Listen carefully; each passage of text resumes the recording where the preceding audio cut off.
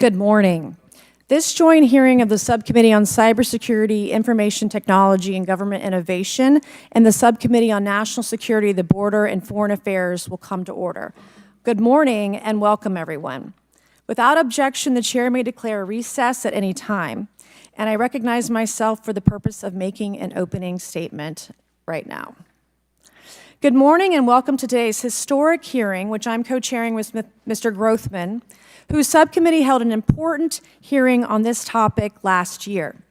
I want to thank my colleagues on the Oversight Committee, including Mr. Burchett, Mr. Burleson, Ms. Luna, Mr. Moskowitz, Mr. Garcia, for their relentless drive to get answers on UAPs. They've been steadfast in demanding transparency on the sightings reported by military pilots and armed forces. Their commitment to digging for the truth is exactly what this country needs to cut through the secrecy surrounding this issue. And many high-ranking individuals in the military and intelligence communities believe UAPs demand greater attention, and thus the purpose for this hearing today. Former National Security Advisor H.R. McMaster said on Bill Maher's program that, quote, "there are phenomena that have been witnessed by multiple people that are just inexplicable by the science available to us." Army Colonel Carl Nell, a member of the federal government UAP task force, said at a conference this past May that non-human intelligence exists, non-human intelligence has been interacting with humanity. This interaction is not new, and it's been ongoing, and there are unelected people in the government that are aware of that. But UAPs remain a controversial topic. I'm not going to name names, but there are certain individuals who didn't want this hearing to happen because they feared what might be disclosed. But we stood firm. No amount of outside pressure would ever keep me from pursuing a subject to ground, come hell or high water. On that score, I want to thank our witnesses for being here. We have before us a panel of individuals accomplished in the military, in civilian government, in science, and in journalism. Some of the testimony you will hear them deliver today does not reflect well on influential individuals and agencies within the U.S. federal government and perhaps some of our contractors. It's never easy to present such information publicly. So I appreciate our witnesses voluntarily agreeing to being here today. This hearing is intended to help Congress and the American people to learn the extent of the programs and activities our government has engaged in with respect to UAPs and what knowledge it has yielded. This includes, of course, any knowledge of extraterrestrial life or technology of non-human origin. If government-funded research on UAPs has not yielded any useful knowledge, we also need to know those facts. Taxpayers deserve to know how much has it been invested, how much has been spent. They shouldn't be kept in the dark to spare the Pentagon a little bit of embarrassment. The reality is, despite their enormous taxpayer-funded budgets, the transparency of the Defense Department and the intelligence community have long been abysmal. The Pentagon has failed 6 consecutive audits. In fact, it's never actually passed one. Adding to this is a runaway overclassification of documents and materials, a reluctance to declassify materials when appropriate, and at times an outright refusal to share critical information with Congress. In short, it's not a track record that instills trust. So Congress has tried in recent years to lift the veil and find out if information about UAPs is being withheld, not only from the American public, but also from their elected representatives in Congress. Part of the transparency effort was legislation created in the Pentagon, the All-Domain Anomaly Resolution Office, or AARO, but the new office is struggling to get its footing. A recent statutorily required report from AARO intended to illuminate the government's historic assessment of UAPs was heavily criticized by those seeking UAP transparency. The report has stoked suspicions AARO is unable, or perhaps unwilling, to bring forward the truth about the government's activities concerning UAPs. I'm disturbed that AARO itself lacks transparency. Even its budget is kept from the public. So if there is no there, then why are we spending money on it, and by how much? why the secrecy? If it's really no big deal and there's nothing there, why hide it from the American people? Because I'm not a mathematician, but I can tell you that doesn't add up. I expect some of our witnesses to share their views on that AARO report. We will also hear from the witnesses today allegations of UAP-related misinformation and disinformation by government officials of which they are personally aware and directly experienced. And we will hear testimony today concerning recent revelations about a purportedly secret UAP program whose existence and findings may have been improperly withheld from Congress. But before we get to the witnesses, we're going to have a few more opening statements from our colleagues. And one thing I wanted to add at the end of my closing statement is there is a document that will be entered into the congressional record today. Mr. Tim Burchett from Tennessee has this document, and we just distributed it to every member up here on the dais of this document. But this is going to be the original document from the Pentagon about Immaculate Constellation that Michael Schellenberger delivered to Congress today. So thank you, Mr. Schellenberger, for this information. We are all reading it in real time now, and Mr. Burchett will enter it into the record. But 12 pages about this unacknowledged special access program that your government says does not exist. So with that, I would acknowledge my colleagues, Mr. Garcia. I want to say, first of all, to Mr. Connolly, who cannot be here today, the ranking member on my subcommittee on cybersecurity, I want to say that I was greatly saddened to hear about the recent news of Mr. Connolly's cancer diagnosis, and I want to convey to him and to all of our colleagues, we wish our very best to you and a full and speedy recovery. And with that, I would acknowledge Mr. Garcia for 5 minutes. Thank you.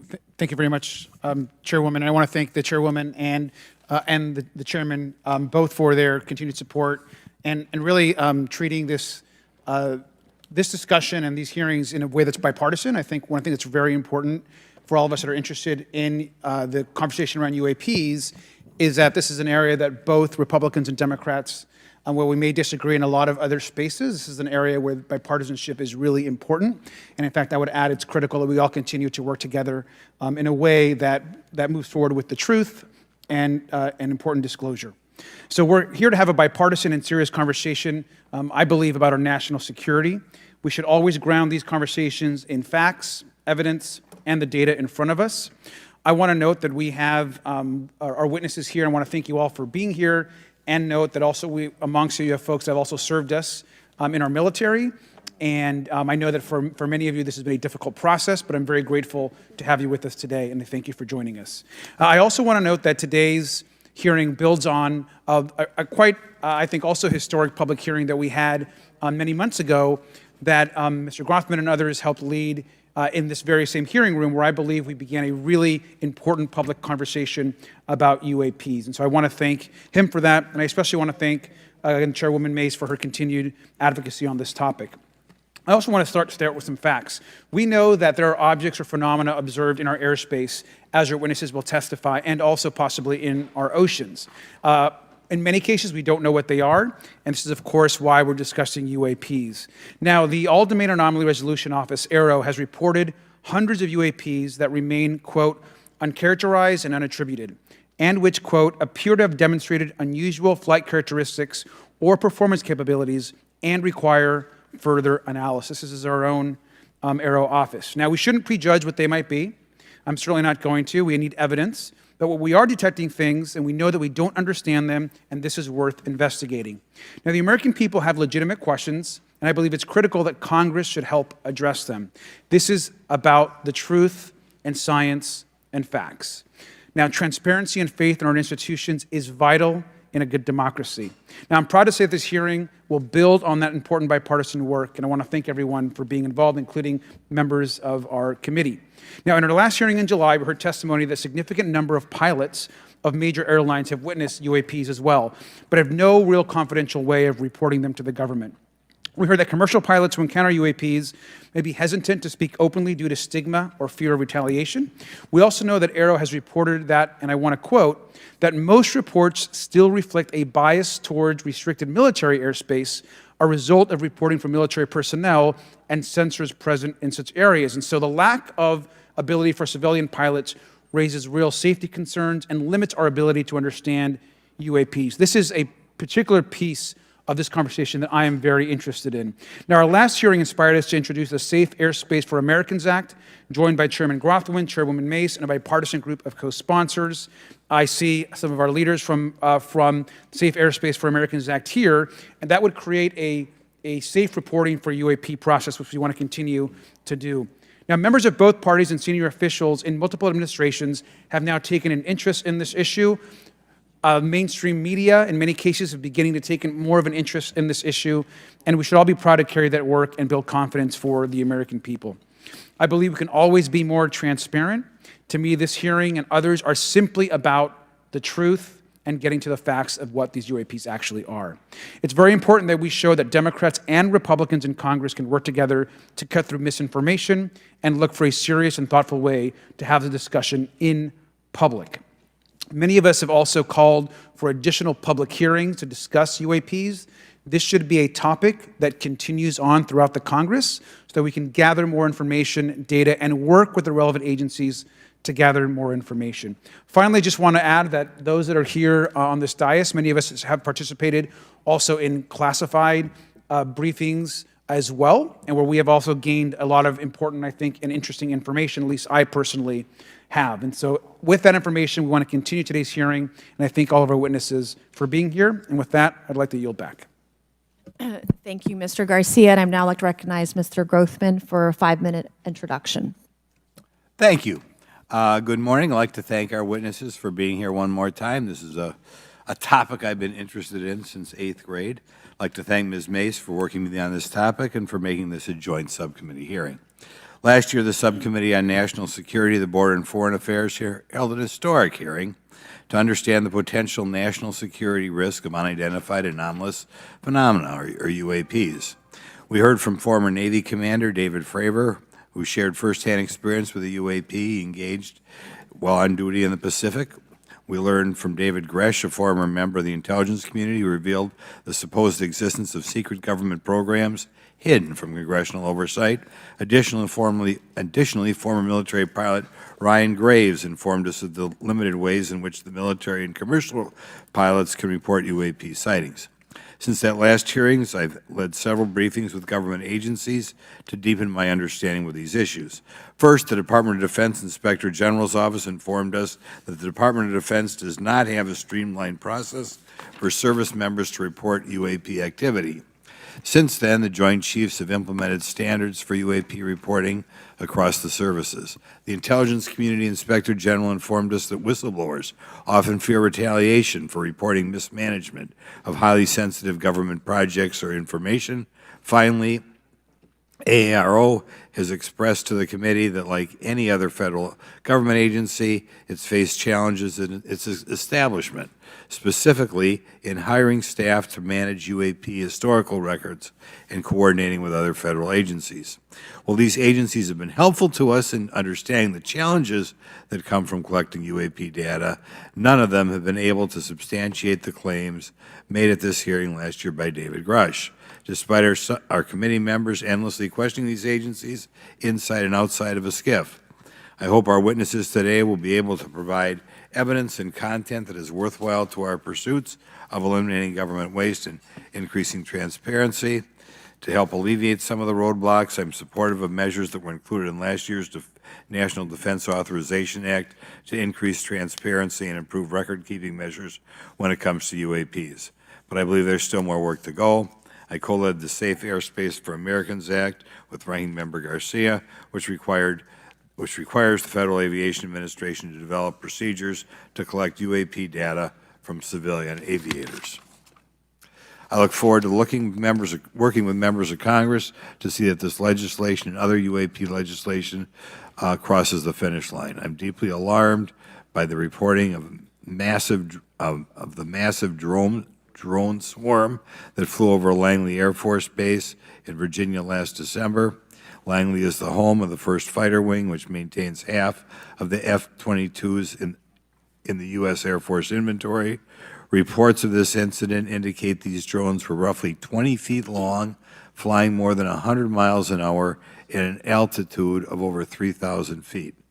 yet the origin of these drones and their operators remains a mystery. This incident and other sightings near sensitive military installations highlights the complexity of the UAP challenge facing our intelligence, defense, and homeland security committees. Whether these phenomena are the result of foreign adversaries developing advanced technologies or something else entirely, we must take them seriously, investigate them thoroughly, and assess their implications on national defense. The repeated UAP sightings around sensitive military sites underscores the need for innovative defensive strategies beyond traditional measures. They also highlight the urgent need for updated policies to address emerging threats as well as more effective interagency cooperation and intelligence sharing. However, none of this is going to be possible without transparency. For far too long, critical information about UAPs has been either classified or ignored, leaving the American public and key congressmen without clarity needed to make informed decisions. Declassifying reports and fostering a more open dialogue about UAPs will not only increase the public trust, but also encourage collaboration between government, the scientific community, and our allies. Quite frankly, there's been things that have been kept secret that is, I think, old enough that there is no reason it shouldn't be released, regardless of any so-called, private information. A transparent approach will allow us to share insights, identify patterns, and develop new strategic defenses. As we continue to investigate these phenomena, we must do so with a mindset of protecting our country, advancing scientific discovery, and upholding the trust of the American people, who right now I don't think have trust, and it's just obvious I don't have trust. We cannot shy away from the unknown, especially when the stakes are so high. I look forward to discussing these matters with the witnesses today. I'm hopeful we can learn from the testimony and come out of this hearing with actionable ideas to advance UAP transparency. Actually, the idea is just to say, in my mind, go back 15 years and everything has to be released. I'm hopeful that we can learn from their testimony and come out of this hearing. And with that, I yield back. Thank you. I will now recognize Mr. Moskowitz for a 5-minute introduction. Thank you, Chairwoman. Good morning, everyone. I first want to thank the chairs and ranking members for holding the hearing today on this topic and, again, having a second hearing. I want to thank the witnesses for coming forward today to share your expertise on UAPs and the need to build trust through transparency. But first, I want to mention, you might be wondering why Chairman Comer has allowed me to be a ranking member today, but it's really only because our dear friend, Jerry Connolly, is not here. As Chairwoman Mace mentioned, he was diagnosed with esophageal cancer, and all of us on this committee know Jerry, and he's a fighter, and we're praying for him and hoping for his speedy recovery. So today's hearing marks this committee's second meeting dedicated to UAP transparency. I was pleased, as I know all of us are, on the bipartisanship that existed in last year's hearing, and even though we can't talk about what happens in the classified settings, the bipartisanship that has existed in those settings with the questions members have asked. Last year's hearing was a great example of open dialogue about UAPs, and we must remain committed to sharing information with the American people. And I think you see that commitment based on the people here and the commitment across the political spectrum. I personally have worked with multiple members of this committee, but I want to particularly thank Congressman Burchett, Mace, Luna, and Garcia for working on bipartisan pieces of legislation. In recent years, Congress has taken numerous bipartisan steps towards greater transparency. In 2022, in the NDAA, we created the All-Domain Anomaly Resolution Office to investigate unidentified flying objects. Following Aero, along with ODNI, released an unclassified report on UAP sightings. Of the 366 sightings included in the report, 171 remain uncharacterized, with some of these appearing to have demonstrated unusual flight characteristics or performance capabilities. That's a nice way of saying we don't want to tell you what they are. In March, Aero revealed a report on the historical record of U.S. government involvement with UAPs, which covered investigatory efforts going back from 1945 to the present day. Earlier this year, I joined Congressman Burchett to introduce the UAP Transparency Act, which would require the declassification of all documents related to UAPs with many other members of this committee.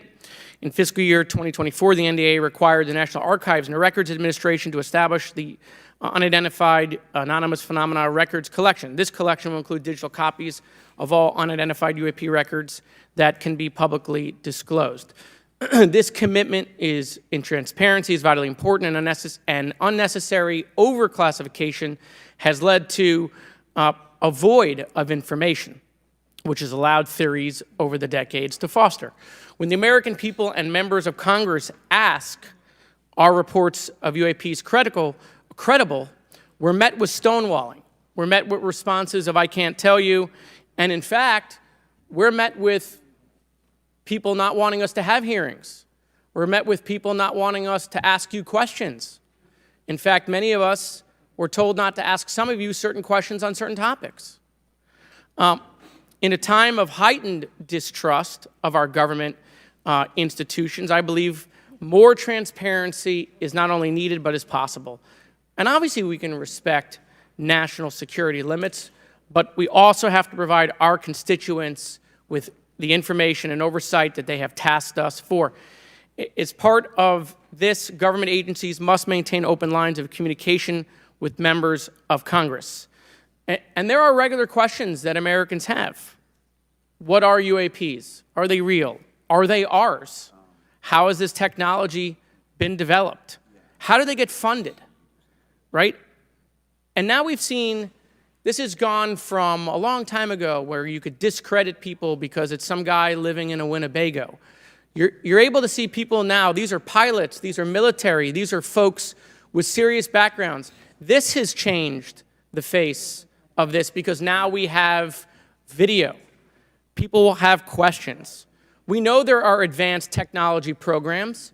Almost 15 years ago, one of those came out of Area 51 to go after Osama bin Laden. And the only reason we know about that is because one of those helicopters was downed. Americans have questions about whistleblowers who have come forward to talk about retribution. And so I want to thank everyone for being involved today on trying to get more transparency. This has been bipartisan, bicameral, and as we get into a new administration, the president-elect has talked about opportunities to declassify information on UAPs, and I hope he lives up to that promise. And with that, I yield back. Okay, thank you, Mr. Moskowitz. And I would now, committee staff asked me to go ahead and I will do it, to enter into the congressional record this 12-page document that Michael Schellenberger brought today that describes the Immaculate Constellation government program. So we will do that now. Every member up here has a copy of it. The first section talks about the unacknowledged special access program called Immaculate Constellation, and the second section about USG imagery intelligence. And Representative Luna just told me if I say Immaculate Constellation, I'll be on some list. Maybe a FISA warrant, so come at me, bro, I guess. But without objection, entered in the record. All right, so next we will introduce our witnesses for today's hearing. Thank you so much for being here. Our first witness is retired Rear Admiral Tim Gallaudet, who retired from the U.S. Navy and is now the Chief Executive Officer at Ocean STL Consulting. Our second witness is Mr. Lou Elizondo, a former Department of Defense official and author of a recent bestseller book about UAPs. Our third witness is Mr. Michael Schellenberger, founder of the newsletter Public and author of a recent journalistic piece about special access programs, including one widely identified as Immaculate Constellation. I swear the staff wants me on a list. Okay, and our last witness today is Mr. Michael Gold, a former NASA official who is also a member of the NASA UAP Independent Study Team. Welcome, everyone. We are pleased to have you today. Pursuant to Committee Rule 9G, the witnesses will please stand and raise your right hands. This is where it gets real. Do you solemnly swear to affirm that the testimony that you are about to give is the truth, the whole truth, and nothing but the truth, so help you God? Let the record show that the witnesses all answered in the affirmative. We appreciate all of you being here today and look forward to your testimony. Let me remind the witnesses that we have read your written statements and they will appear in full in the hearing record. You guys may be seated. Please limit your oral statements to 5 minutes. As a reminder, please press the button in front of you so the microphone is turned on so that everyone in the room, members included, can hear you. When you begin to speak, the light in front of you will turn green. After 4 minutes, the light will turn yellow.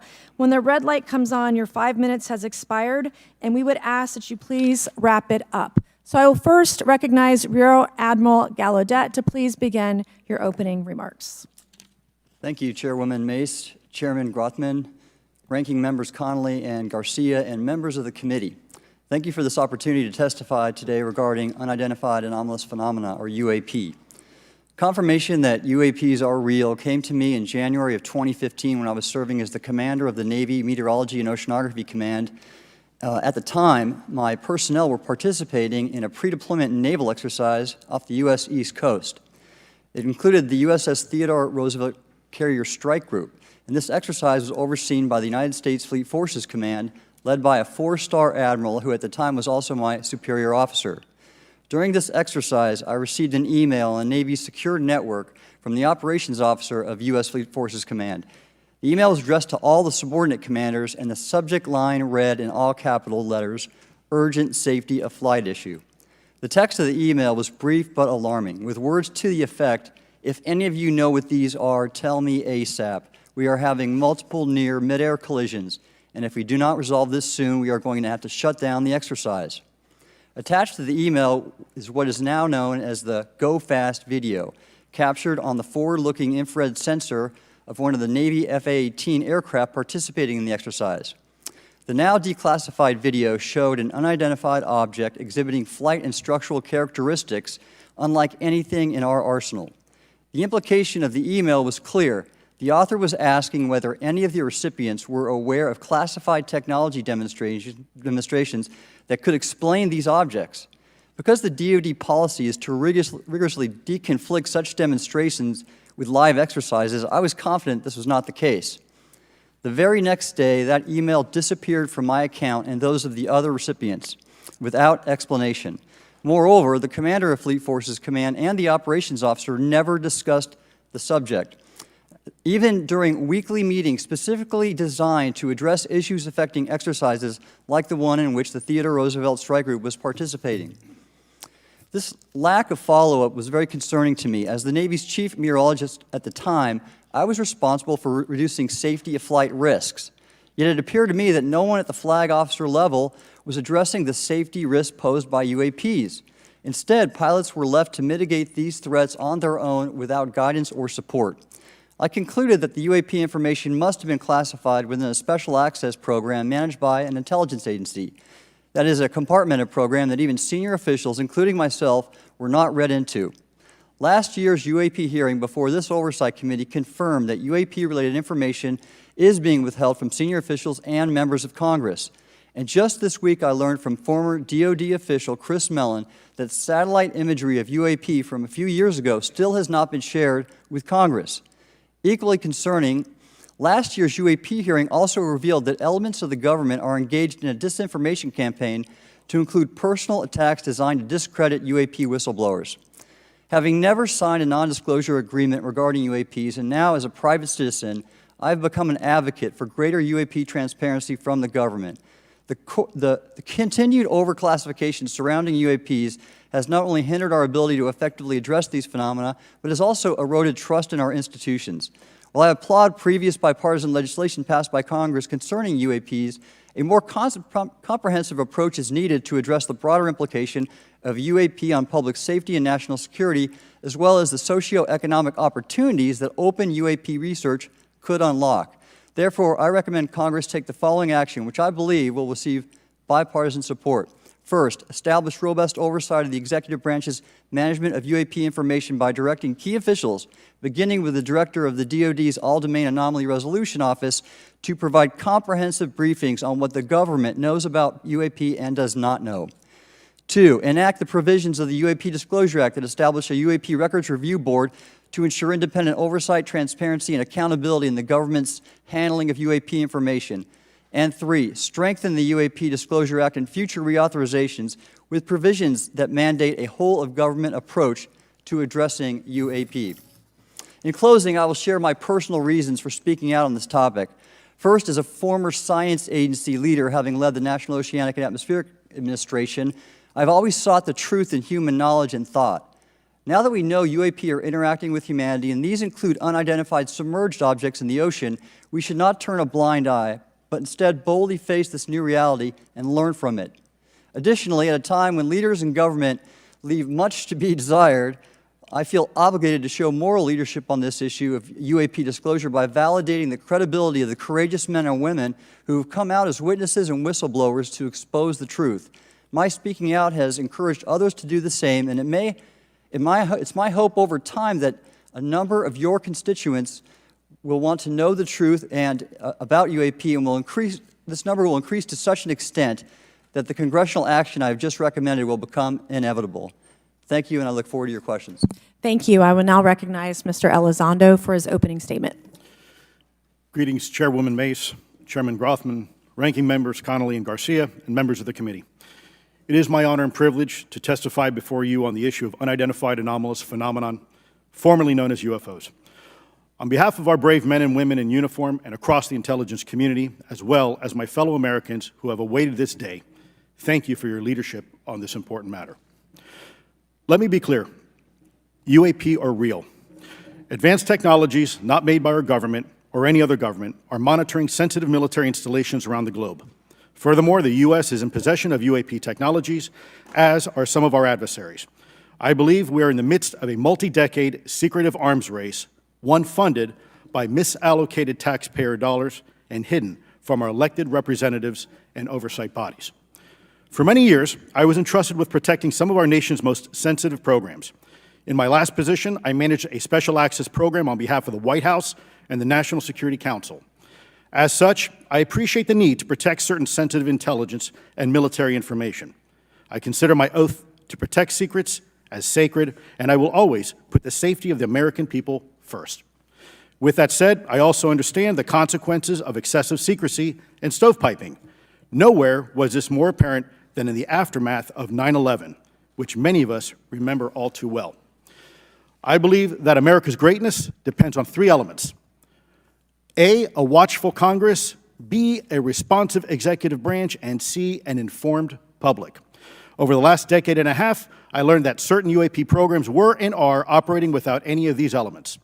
Although much of my government work on the UAP subject still remains classified, excessive secrecy has led to grave misdeeds against loyal civil servants, military personnel, and the public, all to hide the fact that we are not alone in the cosmos.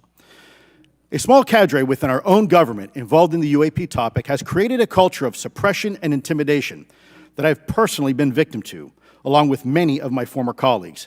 This includes unwarranted criminal investigations, harassment, and efforts to destroy one's credibility. Most Americans would be shocked to learn that the Pentagon's very own Public Affairs Office openly employs a professional psychological operations officer as the singular point of contact for any UAP-related inquiries from citizens and the media. This is unacceptable. Many of my former colleagues and I have provided classified testimony to both the Department of Defense and the Intelligence Community Inspector General, and many of us have subsequently been targeted by this cabal with threats to our careers, our security clearances, and even our lives. This is not hyperbole, but a genuine fact, and this is wrong. To fix these problems, I propose three principal actions. First, Congress and the President should create a single point of contact responsible for a whole-of-government approach to the UAP issue. Currently, the White House, CIA, NASA, the Pentagon, Department of Energy, and others play a role, but no one seems to be in charge, leading to unchecked power and corruption. Second, we need a national UAP strategy that will promote transparency and help restore the American public's trust at a time when the public's trust is at an all-time low. This strategy should include a whole-of-government approach, including the academic and scientific communities, the private sector, and our international partners and allies. Third, Congress should create a protected environment so whistleblowers desperate to do the right thing can come forward without fear. As it currently stands, these whistleblowers suffer because of stigma, a code of silence, and concerns about retaliation. These whistleblowers should be encouraged to come forward in ways that protect them against any forms of retaliation. Policies and procedures should ensure that protection, and for those who refuse to cooperate, it is up to the members of this committee and the other lawmakers to wield their subpoena power against hostile witnesses and prevent additional government funding to those UAP efforts that remain hidden from congressional oversight. In closing, we as Americans have never been afraid of a challenge. In fact, we thrive on them, whether it's eradicating polio or going to the moon. We don't run from a challenge, we take it head on. To the incoming administration and Congress, I say to you, we need immediate public transparency, and this hearing is an important step on that journey. If we approach the UAP topic in the same way as we, as Americans, have met other challenges, we can restore our faith in our government institutions. Together, we can usher in a new era of accountable government and scientific discovery. I believe that we as Americans can handle the truth, and I also believe the world deserves the truth. Thank you, esteemed members of Congress, for your time today. It is profoundly appreciated by many. Thank you. I ask unanimous consent for Representatives Ogles of Tennessee and Boebert of Colorado to be waived onto the subcommittee for today's joint subcommittee hearing for the purpose of asking questions. Without objection, so ordered. I would now like to recognize Mr. Schellenberger for his introductory remarks. Chairwoman Mace, Chairman Grothman, Ranking Member Connolly, Ranking Member Garcia, members of the subcommittees, thank you for inviting my testimony. One of Congress's most important responsibilities is oversight of the executive branch in general and the military and intelligence community in particular. Unfortunately, there is a growing body of evidence that the U.S. government is not being transparent about what it knows about unidentified anomalous phenomena, and that elements within the military and the IC are in violation of their constitutional duty to notify Congress of their operations. President-elect Donald Trump and former President Barack Obama have both said that the government has information about UAPs that it has not released. There are other explanations for UAPs than that they represent a new form of life or non-human life. Current dominant alternative theories, including those put forward by AARO, are that UAPs are some kind of natural phenomena we don't yet understand, like ball lightning or plasma. They could also be part of some new U.S. or foreign government weapons programs, such as drones, aircraft, balloons, CGI, hoaxes, or birds. Whatever UAPs are, Congress must be informed, as must the people of the United States. We have a right to know what UAPs are, no matter what they are. However, we now have existing and former U.S. government officials who have told Congress that AARO and the Pentagon have broken the law by not revealing a significant body of information about UAPs, including military intelligence databases that have evidence of their existence as physical craft. One of those individuals is a current or former U.S. government official acting as a UAP whistleblower. This person has written a report. This is the report that says the executive branch has been managing UAP, NHI issues without congressional knowledge, oversight, or authorization for some time, quite possibly decades. Furthermore, these individuals have revealed the name of an active and highly secretive DoD unacknowledged special access program, or USAP. The source of that document told me, that the USAP is a strategic intelligence program that is part of the U.S. military family of longstanding, highly sensitive programs dealing with various aspects of the UAP problem. The new UAP whistleblower claims that the U.S. military and IC database includes videos and images taken using infrared, forward-looking infrared, full-motion video, and still photography.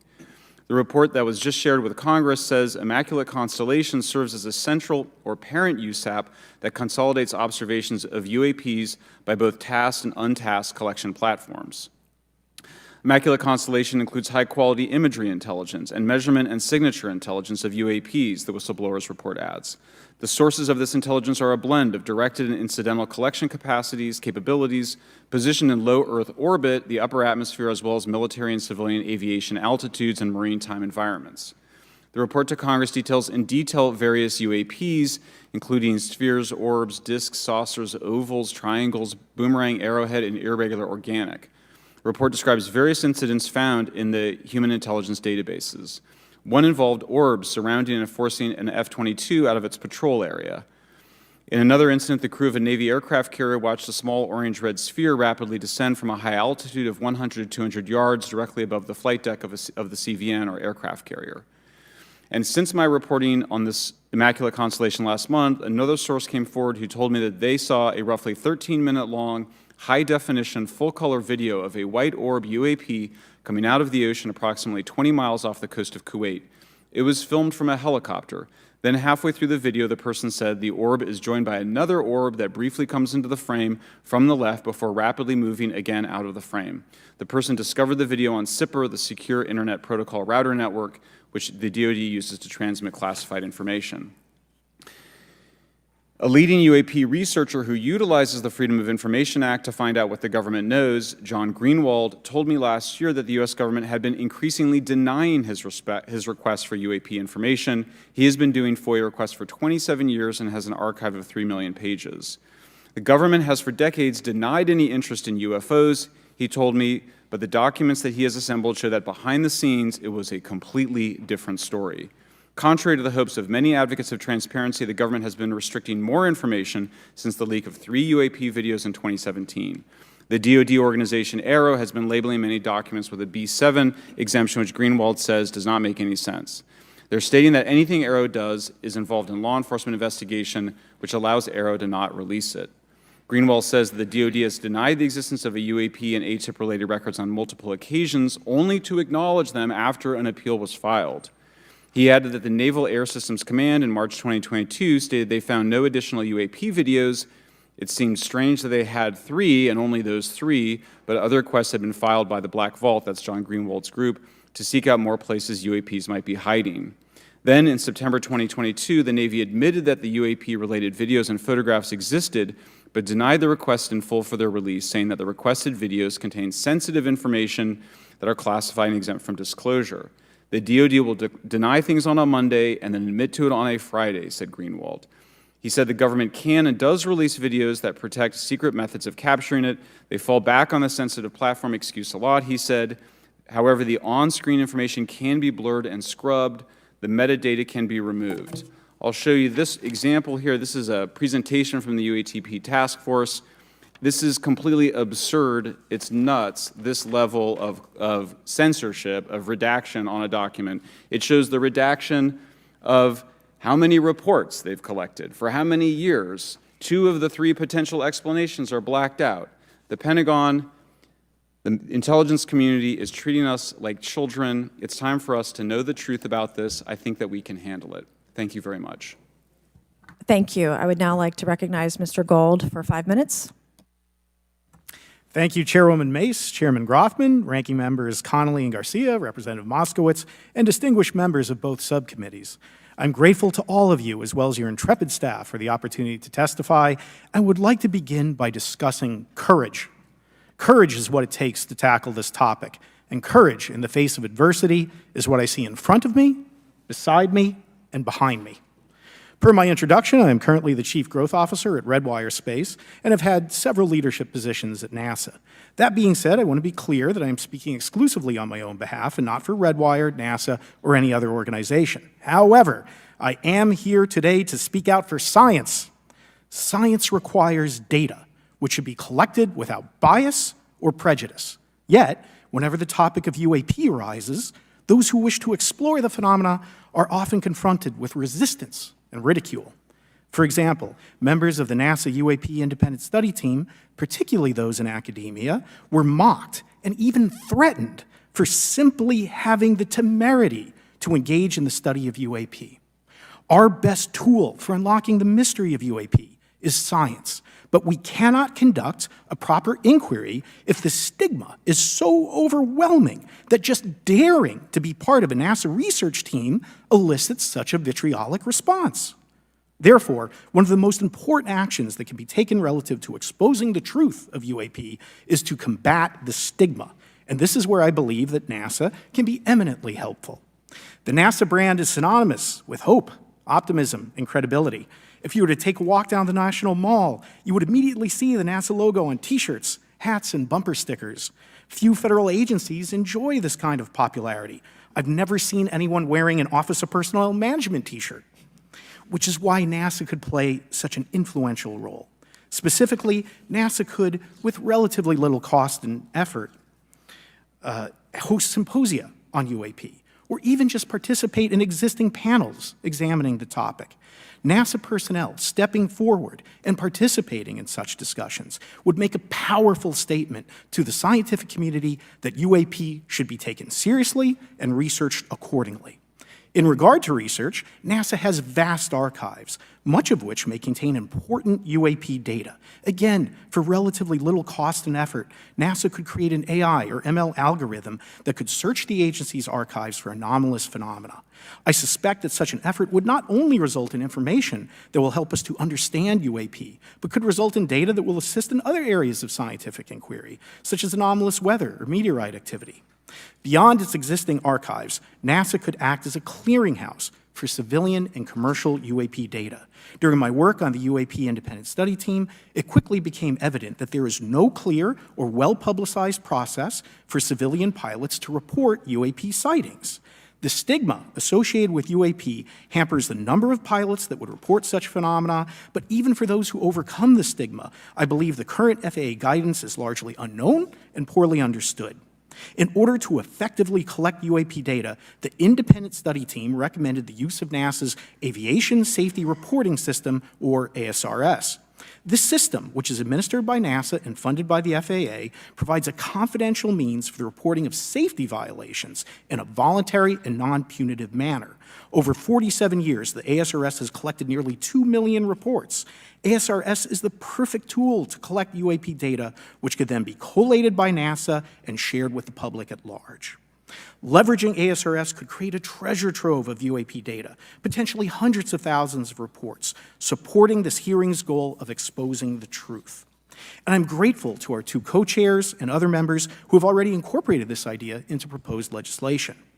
At this hearing, and as others have demonstrated, the UAP issue is justifiably dominated by national security and defense. However, I would urge the subcommittees to keep in mind the numerous ways that NASA and the FAA, as well as commercial activities in the air, in space, and in the water, can generate a massive amount of invaluable data on anomalous phenomena. I cannot help but be excited by the potential for such an endeavor, since scientific discovery is driven by anomalies.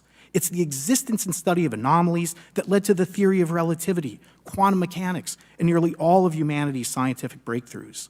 This is why the study of UAPs should be embraced, since whatever is occurring, the chance to garner new knowledge should never be ignored. We must be thorough in collecting information, fearless in making conclusions, and open to following the data, no matter how mundane or extraordinary the results may be. I began this testimony by praising the Joint Subcommittee members for their courage, and I will end by echoing that sentiment.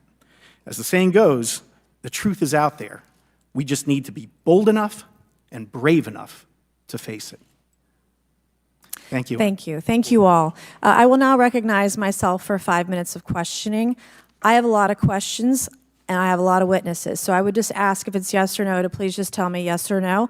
If it requires more than that, be very succinct, because I would like to go down the line and ask as many questions as possible. So for the Admiral this morning first, former DoD official Chris Mellon reached out to you about satellite imagery from 2017 that depicts a UAP. What were the dates in 2017 when this occurred? I can't share with you the details, ma'am, but I can do it in a closed setting, and I can also tell you the agency that wrote a report on it. Okay, so who has the imagery? I can tell you that in a closed setting. Can you describe what was depicted in the satellite imagery? Just a description. It was a UAP, ma'am. That's it? No other description? The term that the analysts used, they called it the button. It was a disc-shaped object. Okay, where was it? I can't tell you that, ma'am. Okay. All right. Okay, Mr. Elizondo, you stated in your testimony that, quote, advanced technologies not by our government or any other government are monitoring sensitive military installations around the globe, end quote. If these technologies are not made by any government, who's making them? Private companies, or are you implying they are crafted by a non-human intelligence? Well, ma'am, that's precisely why we're here. The problem is that, temporally speaking, over decades, not just the last 10 years, to put this in perspective, when Are these private companies you're implying, or is this non-human intelligence? It may be both. Okay. When it comes to Blue Force Technologies, I would not be able to discuss Okay. that, ma'am, Are you read into secret UAP crash retrieval programs? We would have to have a conversation in a closed session, ma'am. I signed documentation 3 years ago that restricts my ability to discuss specifically crash retrievals. I submitted for my book through the DOPSR process, which took a year for it to be reviewed. And what is in the book is what I was told I'm allowed to talk about. Has the government conducted secret UAP crash retrieval programs, yes or no? Yes, Okay, were they designed to identify and reverse engineer alien craft, yes or no? yes. Does the U.S. government have any reverse, okay, we already answered that question about retrieval programs. Do any U.S. contractors have the same? I would prefer to address that in a closed session, ma'am. Okay. In your book, you mentioned government employees who've been injured by UAPs, placed on leave, and receiving government compensation for their injuries. Is that correct? That is correct. How can the government deny we have recovered craft if they're paying people because they've been injured by recovered craft? Ma'am, that's a great question. That's why I think we're here again, because I've seen the documentation by the U.S. government for several of these individuals who have sustained injuries as a result of a UAP incident. It's a crazy idea, right? The hypocrisy and the logic. Okay, Mr. Schellenberger, I'm going to say it again to be very clear. Immaculate Constellation. What's its mission and how are they funded? Its mission is to, as I stated, its mission is to, it's an unacknowledged special access program. Its mission is to document UAPs. Okay, and do you, for your story and your report, do you have more than one credible source? I do. Sourcing, okay. I do. And then why do you believe your sources to be credible? How do you judge the veracity of the documentation you've been provided about this program? I checked the sources, and they are who they say they are. They are current or former government officials. I wanted to also add that I did not specify that they were Defense Department employees. I didn't specify the agency nor the gender. Would they have included non-government employees, people that aren't employed by the government? These are, I'm comfortable saying that these are government or previously government employees. Any of them currently employed by a private contractor or private contractors? I'd rather not say. Okay. What's the key takeaway, just a few seconds, about the Immaculate Constellation document you provided us today?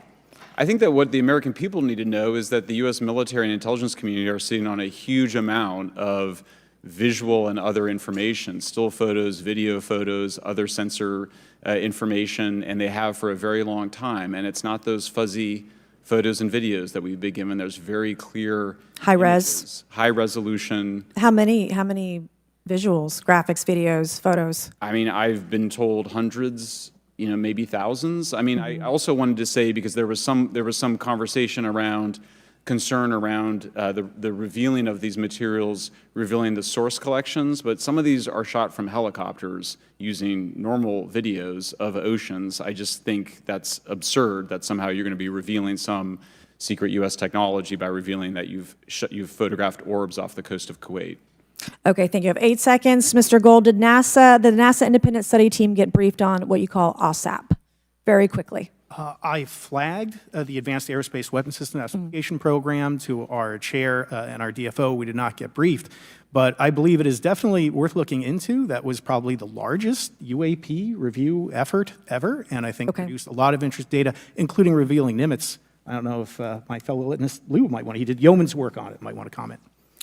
Okay. All right, I'm going to turn to Mr. Moskowitz, who will be recognized for 5 minutes of questioning. Thank you, Madam Chairwoman. So, Mr. Gold, you gave a whole diatribe for a couple of minutes about UAPs, science, data collection, stigma. A lot of non-believers in all of this would just ask a very simple question.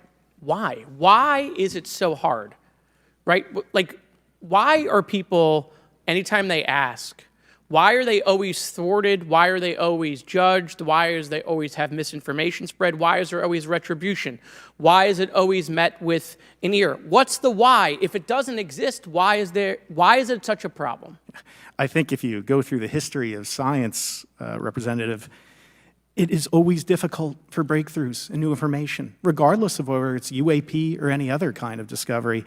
And in science, we're supposed to be open, but when you break with the orthodoxy of what's believed, whether it's Galileo saying that the Earth doesn't rotate, or the Earth rotates around the sun, or the sun doesn't rotate around the Earth, it's always challenging for new beliefs. And the more extraordinary those discoveries, the more extraordinary those new beliefs, it's very difficult. So I think this is natural. There's natural conservatism that when it comes to science, but this issue in particular has been very difficult where, again, even to attempt to study it becomes problematic.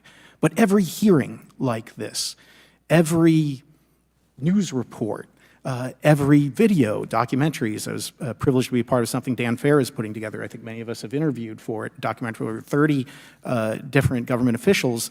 Every brick in the wall will help get us closer to getting to the truth. I appreciate that. Mr. Elizondo, did I have that correct? Sir. I'm a recovering lawyer, so I'm going to put my hat on for a second. You said you signed a document. Love that. Who gave that to you? The U.S. government, sir. Okay, you have a copy of it? It is stored in a SCIF right now. I do not have possession of it. The U.S. government does. What department of the U.S. government gave you this document? I will say the Department of Defense. Unfortunately, I can't say in this forum much more than that. You specifically said the document said you can't talk about crash retrieval. Well, you know, you can't talk about Fight Club if there's no Fight Club. Correct. Okay, I'm just making an observation. Yes, sir. So that document that you signed, that you said exists, specifically said you can't talk about crash retrieval.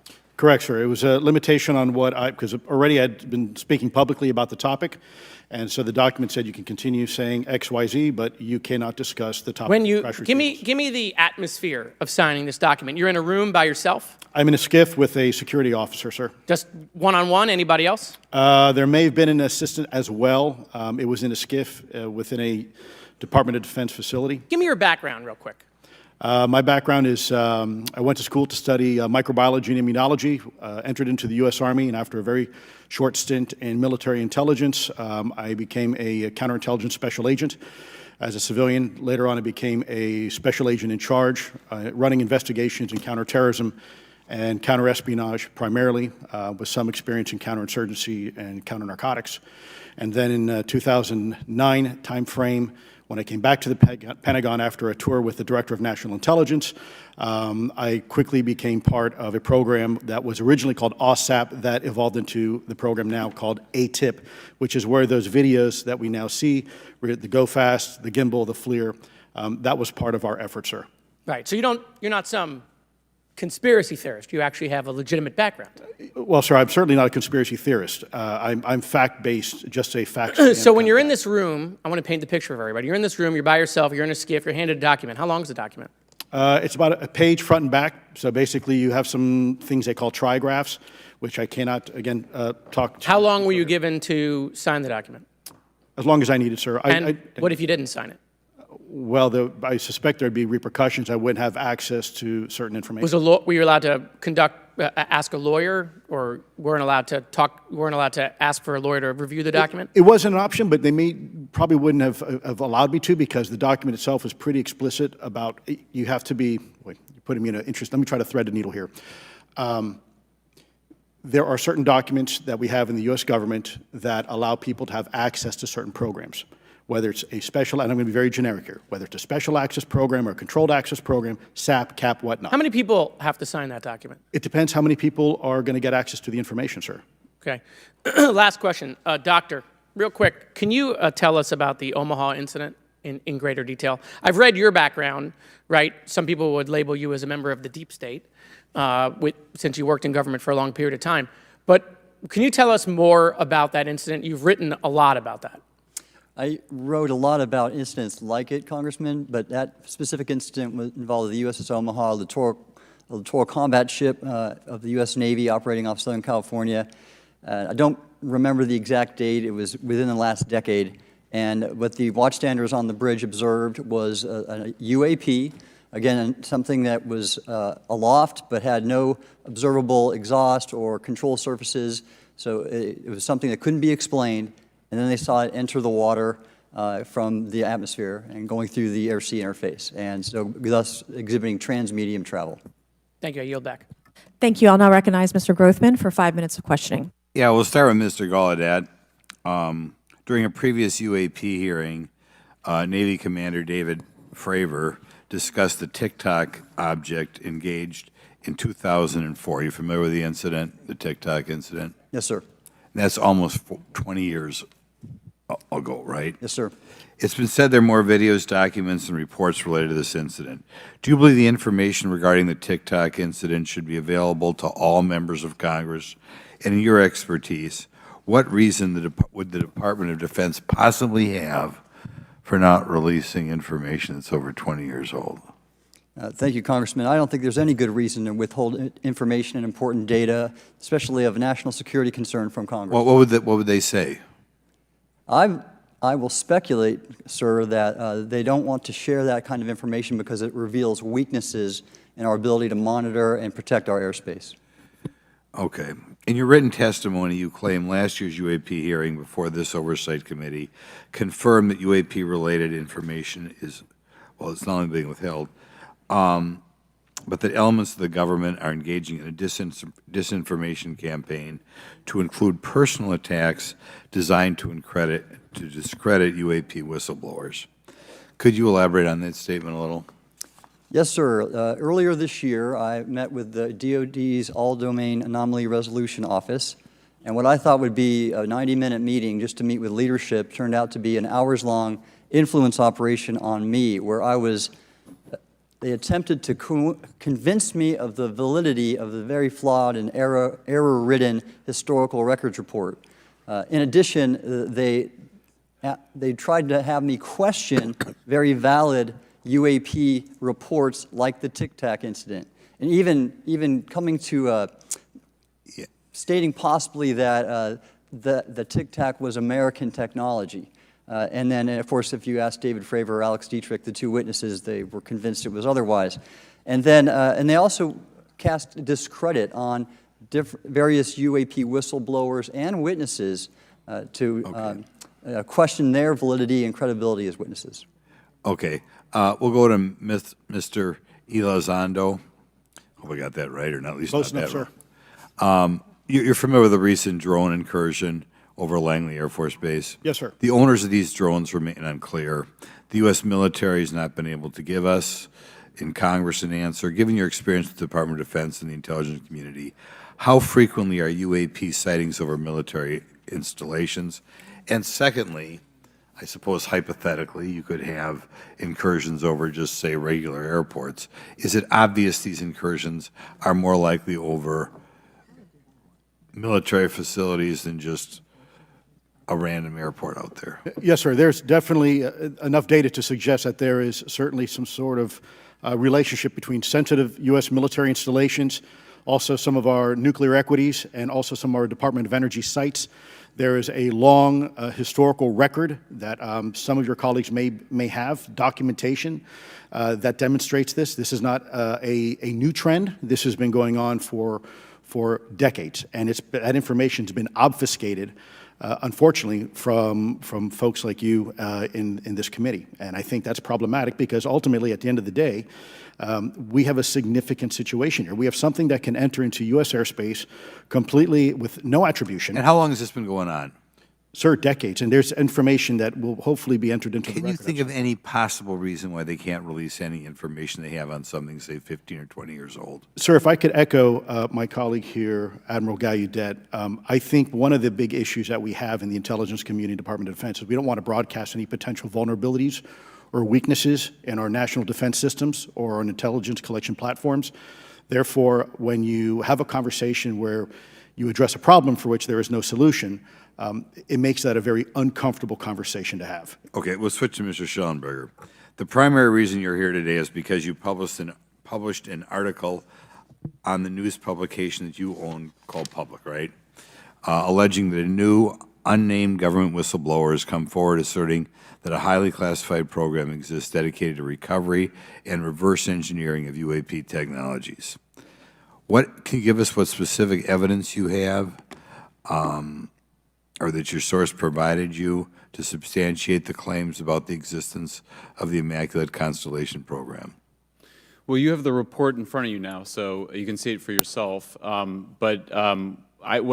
checked the report, and I did not find it based on existing cases. It was new cases for me. I couldn't, at least I hadn't found anybody, so that answered for me that it was not obviously circular reporting, which is one of the big concerns in this space.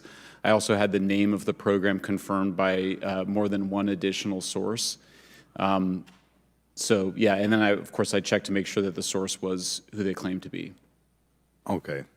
I should also say that when I said before it was this database, it is a much broader program than that. It also includes human intelligence, and then, as you mentioned, the retrieval and the reversal. Any knowledge of what country these things originated in? No, I have no idea. Okay. Okay, I will now recognize Mr. Burchett for 5 minutes of questions. Thank you, Chair Lady. I request unanimous consent to enter into the record documents provided to us regarding legacy UAP programs and psychological operations. Lou Elizondo. So ordered. I also want to thank my buddy Jeremy Corbell for providing us documents and access to some whistleblowers. Mr. Elizondo, what is your last position with the federal government? Sir, I was the Director of National Program Special Management Staff managing a White House Special Access Program on behalf of the National Security Council. How would you characterize UAPs? An enigma, sir, and a frustration. We're talking about technologies that can outperform anything we have in our inventory. And if this was an adversarial technology, this would be an intelligence failure eclipsing that of 9/11 by an order of magnitude. Are there classified Department of Defense materials related to UAPs that you believe could be safely disclosed to the public without compromising national security?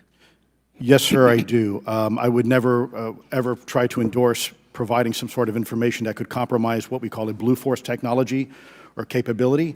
But I do believe there's a lot of information regarding this topic, and I've been very vocal about it, that should be shared not only with the public, but most importantly, with members of Congress. Are you familiar with my friend David Grush? Absolutely, sir. I had the privilege and honor of working with him myself several years ago at U.S. Space Force. Last year, as you know, he testified that the U.S. has run a multi-decade UAP crash retrieval and reverse engineering program. Would you agree with that? Yes, sir. Are there UAP programs operating without proper congressional oversight? 100%. What are they? Unfortunately, sir, I would have to have that conversation in a closed session. I know you said that, and a lot of people are frustrated with those kind of answers, but we're asking those kind of questions so you all know what the heck we're up against. You also mentioned in your opening statement that the Pentagon's Public Affairs Office employs a psychological operations officer as the singular point of contact for UAP-related inquiries. Why the heck would they do that? Sir, that's a great question. I would ask the Pentagon. There's a long history here of that individual providing misleading and false information to the public through various news outlets and media outlets in order to discredit this topic. I've personally been victim to it. We have the documentation to substantiate where this information has been absolutely inaccurate, that has been provided time and time again, and it turns out that that individual was also working with former leadership of Arrow at the time as well. And we punish them by giving them multi-million dollars more than they ask for every year. Admiral Gallaudet, you mentioned in your opening statement on an email you received from the operations officer of the Fleet Forces Command regarding unknown objects almost colliding with U.S. military planes. Did anyone respond with knowledge of what the objects were? I received no response, sir. Did the exercise get canceled? The exercise did not get canceled. Why do you think the commander of Fleet Forces operations officer never discussed the incident again? Sir, I'm speculating because I didn't have an exchange with him, but I believed it to be part of a special access program, the information and the video, which we have known now it was, and he realized he couldn't share that openly with the recipients of the email, and therefore the email was pulled from everybody's account. Again, tell us what happened to the email from the commander of Fleet Forces. The day after I received it, and all the other recipients received it, which were all the subordinate commanders of U.S. Fleet Forces, so 1- and 2-star admirals, including strike group commanders, the email was wiped or deleted from our accounts, and then no one talked about it. All right. Have you specifically had any experience with submersible objects? Sir, I've no personal experience, but I've had witnesses on submarines come to me and say they've seen on sonar data. Correct. Okay. Yeah, how would you USOs. Characterize those, and how do they move? The one instance that was revealed to me was in the 80s on a nuclear-powered submarine, a ballistic missile submarine that The object exhibited the characteristics of a Russian torpedo in terms of its speed of movement and closing rate with the submarine, and then it slowed and followed the submarine slowly in its wake for a period of minutes, and then rapidly exited the scene. And nothing that we know of and technology-wise could replicate that. And the speed of these objects was faster than anything that we have or anybody else has that would be manned. Is that correct? It was on the order Underwater. of a torpedo. So Yes, sir. Yes, sir. But as it exited, Well, I don't characterized- exactly know how fast a torpedo is, but I expect it does better than my old outboard Scott Atwater, so I'll take that as a yes. Yes, sir. Okay. Have you experienced any experience with the All-Domain Anomaly Resolution Office, ARROW? Yes, Congressman, as I mentioned previously, I have met with them. Okay. You heard Mr. Elizondo describe psychological operations for those contacting the Department of Defense about UAPs. You mentioned a similar influence operation by ARROW. Why are federal agencies invested in running information operations about UAPs if they do not exist? Yes, sir. But I'll make a statement on ARROW's behalf. They have new leadership. The office has reached out to me to meet again, and I take that as a good faith effort, and we'll see where that goes. Thank you, Chair Lady. I've run over. Thank you. Thank you, Mr. Tennessee. I would now like to recognize Mr. Higgins. You're the king of Tennessee. Mr. Higgins, you're recognized for 5 minutes of questions. Thank you, Madam Chair. Mr. Elizondo, Mr. Schellenberger notes in the report that we've been given for this hearing. I believe, Mr. Schellenberger, let me shift you, the author of this report. I'm sorry, sir, I'm not the author Mr. of... Schellenberger, were you the author of this report? No, I was no not. name on it. No, Do you know the author? I do. You do. And how would you estimate that madam or gentleman, the author? The person is a current or former U.S. government employee. And it states here that this is the public version of the author's report. Yes. So where might one find the non-public version of the author's report? I don't know the answer to that. Would that be with the Department of Defense? I don't know. But you do know the author. I do. You know what the author's sources were? The author's sources are described in the report. These databases, the Immaculate Constellation. Right, but you expressed some confidence in the sources I would. earlier in I do. testimony. You expressed confidence. So do you know those sources? I do. Are they within the Department of Defense? I can't say. You can't say or you won't say? I won't say. Okay, why not? Because I protect my sources, and I think the reason. But you're not naming them. It's a big department. But many of us on my side of the aisle would say it's far too big. So you're talking about the Department of Defense, sources from within the Department of Defense?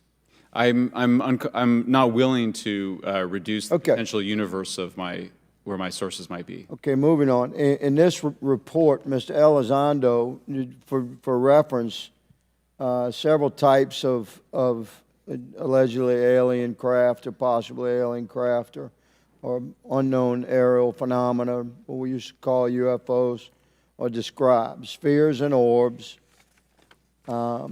discs and saucers, oval or tic-tac, triangular shape, boomerang and arrowhead, and irregular or organic.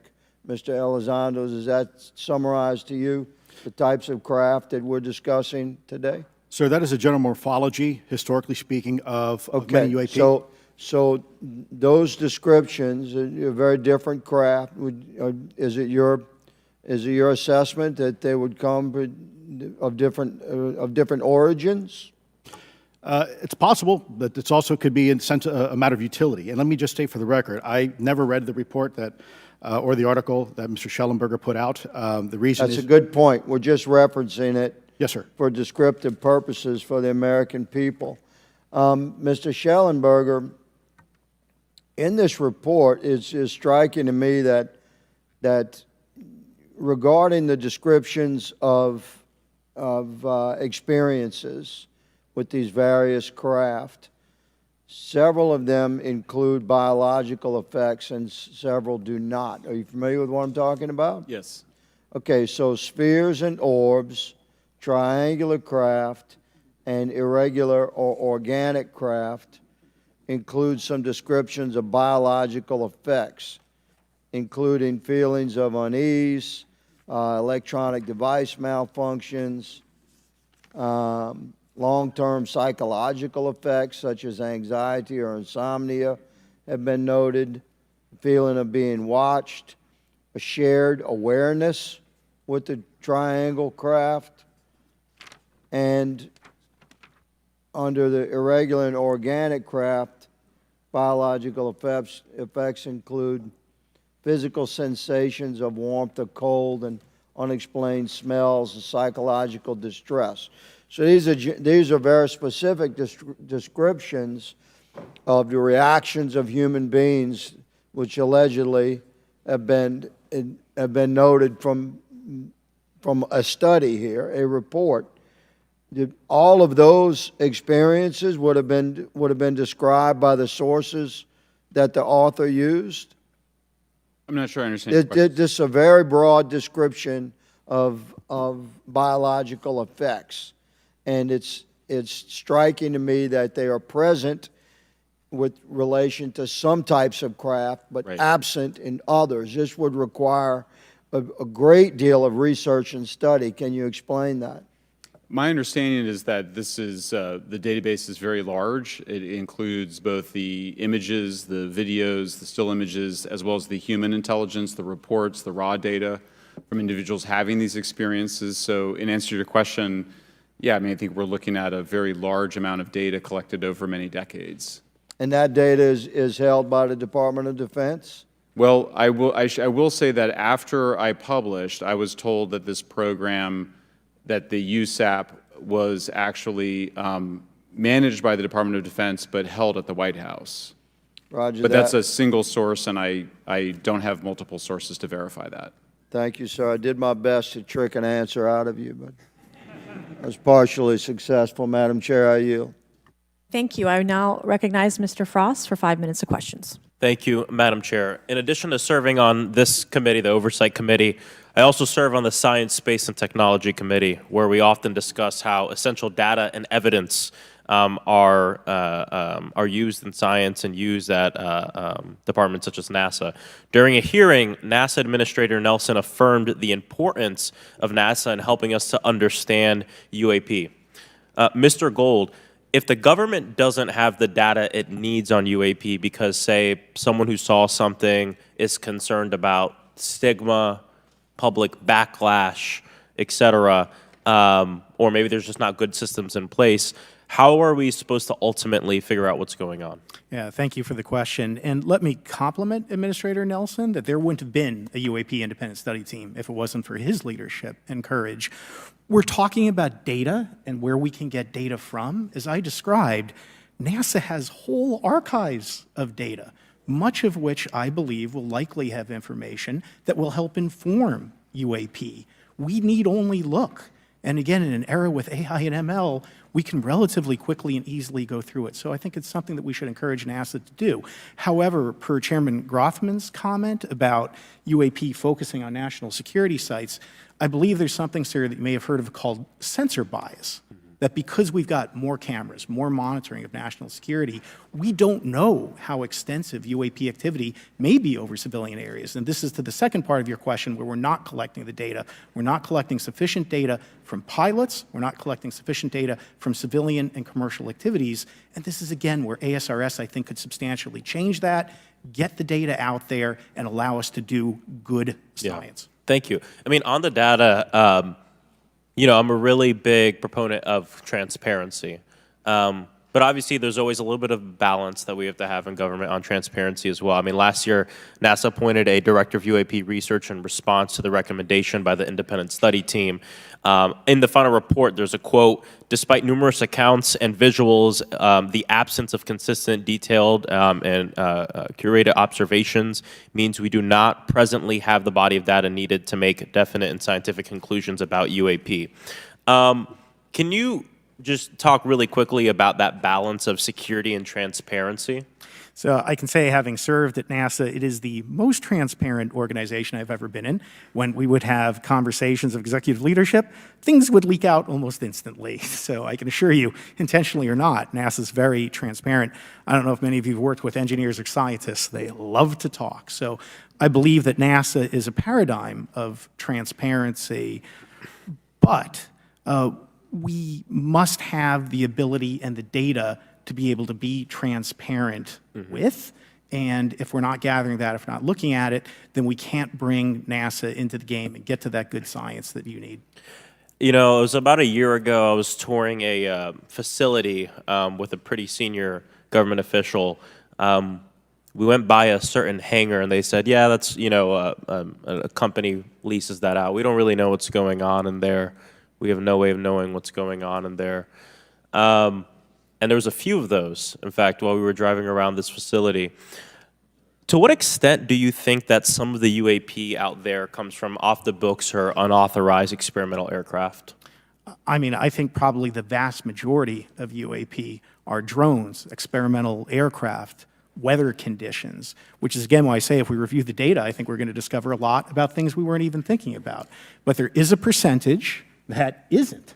And looking into those anomalies is how discoveries will be made. And relative to science, Congressman, if I can say, when NASA studies black holes, when NASA studies galaxies, we have instruments that are tailored to do so.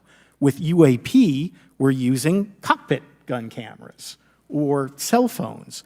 We could never do good science with that. And let me tell you, the NASA budget is under pressure. We need to make sure that the Artemis program is funded fully. We need to beat China to the moon and maintain our presence in low Earth orbit. So NASA would need more money to do this, but I think tailored instruments that would look at UAP in the same way that we have tailored instruments to look at astronomical data is important to gathering valuable and uniform information. If we were studying black holes by using fighter cockpit cameras, we probably wouldn't know that much about black holes. 100%. Well, I think it's important that federal leaders take the necessary steps to ensure that UAP does not pose threats to the American public as well, and that we have the necessary budgets to collect this data so we can actually see what's going on. And I'm fully supportive of funding the Artemis mission. I think it's very important. Also, a personal note, the pilot is a frat brother of mine. He is a member of the Phi Beta Sigma Fraternity Incorporated, and so I would love to see my fraternity make it to the moon. But Redwire is building the cameras for Artemis, so we will take some pictures of your frat brother and get them. There we go. Thank you so much. I yield back. Thank you. I will now recognize Ms. Luna for 5 minutes of questioning.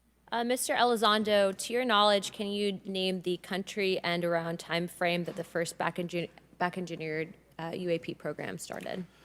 Ma'am, unfortunately, I would not be able to have that conversation in public. Can anyone on the panel name that? None of you? Okay. This next question is for Mr. Gallaudet. To your knowledge, have any USOs ever outpaced our submarines? Yes, ma'am. At what magnitude? I don't have the exact speed, but again, a witness came to me, a credible former submarine officer who observed it on sonar data. And this was in the 80s in the North Atlantic during a storm, and it outpaced his submarine by orders of magnitude. Are you aware of any hotspots that currently exist off our shores in North America? Not with sufficiently credible data, ma'am. Okay, we've heard reports of there potentially being hotspots, maybe entry and exit points. Have you heard of any of that? I have not, ma'am, but my colleague here, Mr. Elizondo, does discuss some USO activity that he's observed in certain DoD databases. Mr. Elizondo, in regards to these aircraft being piloted by whatever they might be, non-human biologics, would you agree that it's likely that they are being piloted by some mind-body connection?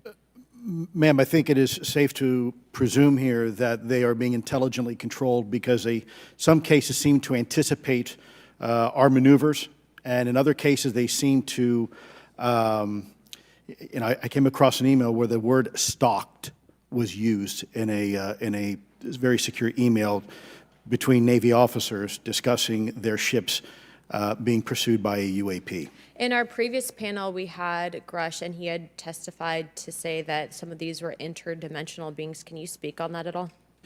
Ma'am, I'm not qualified, certainly as a scientist or otherwise, to speculate points of origin. I looked at everything from a scientific perspective. So if you look at, for example, instantaneous acceleration, which was one of the observables of the program that I belong to, ATIP, the human body can withstand about 9 G-forces for a short period of time before you suffer negative biological consequences, blackouts and ultimately redouts and even death. Comparison, our best technology, the F-16, which is it's an older platform, but one of our most highly maneuverable aircraft, manned aircraft, made by General Dynamics, can perform about 17 or 18 G-forces before you start having structural failure, meaning that the airframe begins to disintegrate while you're flying. The vehicles we're talking about are performing in excess of 1,000, 2,000, 3,000 Gs. So are you, I guess, would it be safe to infer that they're living craft? You know, I'm not prepared at this point to state for the record is something alive or not, because even that definition is hard. There was a time in science we thought that life required oxygen, and we now know that's not true. There are anaerobic bacteria that thrive in oxygen environments that lack oxygen. And so also the same with photosynthesis. When I was in college, I was told everything is derived from photosynthesis as a form of energy. In reality, that's not true. There are things that live off of chemosynthesis. So we're constantly having to reevaluate our understanding of what the definition of life is. Do any of you ever come across reports from people that claim to have firsthand experiences with these entities, whatever they might be, or these aircraft, and then as a result, whether or not they're religious, find that these things will automatically disappear? Anyone, and this is open to any of you on the panel. So just real quick, because I'm running out of time. Lou? Ma'am, I've always been a nuts and bolts kind of guy. When I was at ATIP, I was focusing more on the performance characteristics and less on the potential occupants. Okay, the reason I ask is because it seems like, just based on our conversations, that we've had people that say that there are good and bad of whatever these things are. And so my concern from a national security perspective is A, that true? B, are you guys hearing the reports of that? And C, I think moving forward in regard to technology, Mr. Gold, if you can answer this real quickly, some of these aircraft, it seems that they are operating off of energy that we don't currently have. But just yes or no, in your opinion, if we were able to obtain that, would that impact humanity for the better or negative? Would certainly save us some money on funding on Artemis. Definitely. And this is a national security issue, that if there is such technology out there, we're not the only country that might have access to it. We don't want to be on the wrong end of technological surprise. Okay. Thank you guys for your time. All right, thank you. I will now recognize Mr. Garcia for 5 minutes. Thank you, and I apologize for stepping out. My governor is here upstairs, so I'm trying to get in between meetings, so apologize for that. I want to just start by just asking everyone on the panel or witnesses, and I had a chance to read all the testimony before, but just to set the agenda, just if we can go down real briefly, do you believe, just for the record, that the federal government, any part of the federal government, is knowingly concealing evidence about UAPs from the public? Yes, sir. 100%. Yes. Yes. Thank you. I also want to just go down the line. I know many of you have already said this, but I just, for the record again, just briefly, what do you believe UAPs could be or are? Strong evidence that they are non-human, higher intelligence. I echo my colleague's comment, sir.